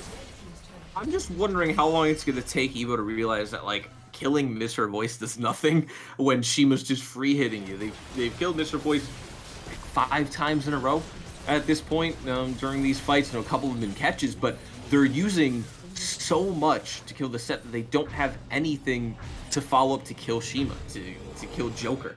To kill Fireflans even. Now, Fireflans, I think, is kind of being slept on right now. He's 5-0-2. Put a lot of attention on Shima and Joker just because that's where a majority of the action is happening. But Fireflans is unkilled in the top. Joker is unkilled in the bot side. They are ridiculously ahead. I just want to put the gold real quick. 2,500 gold lead for Joker. 2,100 for Fireflans. And you want me to say Shima out loud? Yeah. 3,300 gold lead in the mid lane. Right, dude. Shima Bro, is it's another Shima way game. too ahead. You can't let Shima have Tristana. No, right? And Shima is just killing it out there right now, and it's just another fantastic showing. And really, we're just in the semifinals waiting room here. If you're a Dorado Gaming fan or a member of Dorado Gaming, and this has to be the most anticlimactic reverse sweep. Because you can almost feel them breathe a sigh of relief as they see the fight after fight after fight go their way. They get to slump their shoulders a little bit and know with confidence that they have this one in the bag, and they just have to kill the Nexus now. And my thing is, though, like, this is the Dorado we know, right? This is Dorado we've been watching as they fight underneath this tower here. Oh, yeah. Joker. Oh, Joker? Whoa. Joker? Okay. Oh, right, it was close. I'm getting really upset if his one death would have been to a tower. This is the Dorado that we know, that we've been seeing all split. I just want to know where they were the first 2 games. Like, were they just feeling them out? Were they not really in their element yet and finally got there? But they have gotten increasingly better every single game. First game wasn't great. Second game was better. They still lost. Game 3 wasn't great, but they won. Game 4 was pretty much in their direction the entire time. Game 5 is just a walk in the park, right? It's just it's just a perfect bell curve, basically. Yeah. As They're just chilling, Riddy, man. he's getting engaged on, and he's taking maybe 100 damage from one spring And leaf. he's not even full tank. Yeah, he just shrugs it off, doesn't care, still has the stopwatch as well for when he gets into a fight. We're probably going to see an EQ ultimate stopwatch in the next fight here. Oh, yeah, baby. There it is. Everybody is stuck in the Jarvan ultimate. One spring leaf falls. Sword trying to get out, but Dorado is relentless. Yeah, Dorado absolutely walking it down. It's a 13k gold lead. He's doing sit-ups, Now man. I am going to say it is over. This is me just calling it. We're talking about people calling game. I want to call game on this one here. Not because I'm tired or anything, but because Dorado has to win this, right? Like, there's just no reason that they shouldn't. Riddy has ult up in about another 45 seconds or so here, so I don't even know if he'll need it before the game's over. Oh my god. Beautiful ultimate. Oh my god, the damage is insane. Holy moly, Yeah. Dorado Gaming have just decided that they wanted to win this. They wanted it more. They're on the Nexus. One spring leaf goes in and goes out. They know that there is nothing to defend. Base in tatters. Hopes and dreams of EVO Shade have been crushed. As Dorado Gaming, it took them 2 games, but they finally wake up and remind the league why they finished near the top of the standings. A reverse sweep, and they cap it off in sweet, sweet fashion with a 16,000 gold gap. Dorado just wanted to make it fun for us tonight. That's what I'm thinking at this point. I think they had that up their sleeve the entire time. Just said we'll play around for the first couple of games. Beautifully fought by them. I love watching like good League of Legends, and that game was just the definition of good League of Legends for Dorado. You look across the scoreboard: Fireflon 7-0-7, Joker 9-0-14, Shima 10-2-9. Most damage going to be on Joker, 37,000 damage in a 26-minute match. Incredibly played. Congrats to EVO for making it as far as they did, taking 2 games off of Dorado. I think doing a lot more than we expected them to. So congrats to them on that. But I cannot wait to see Dorado move on. Definitely be watching their games in semis. Yeah, I do want to see how they're going to show up in the next series in game 1. Is it going to be very similar to this, or are they going to be finally locked in? Because if you go down 2-0, you cannot expect to come back every single time and reverse sweep through everybody. But I suppose crazier things have happened. But we have gone really late. It's another 5-game set. So we are going to wrap it up here for the night. But if you have not had enough Blue Otter League action, I actually have no idea which teams are playing next week. I normally do, but I can't see anything about it. So we're gonna have I think it was finals last week. I can't remember. For Platinum.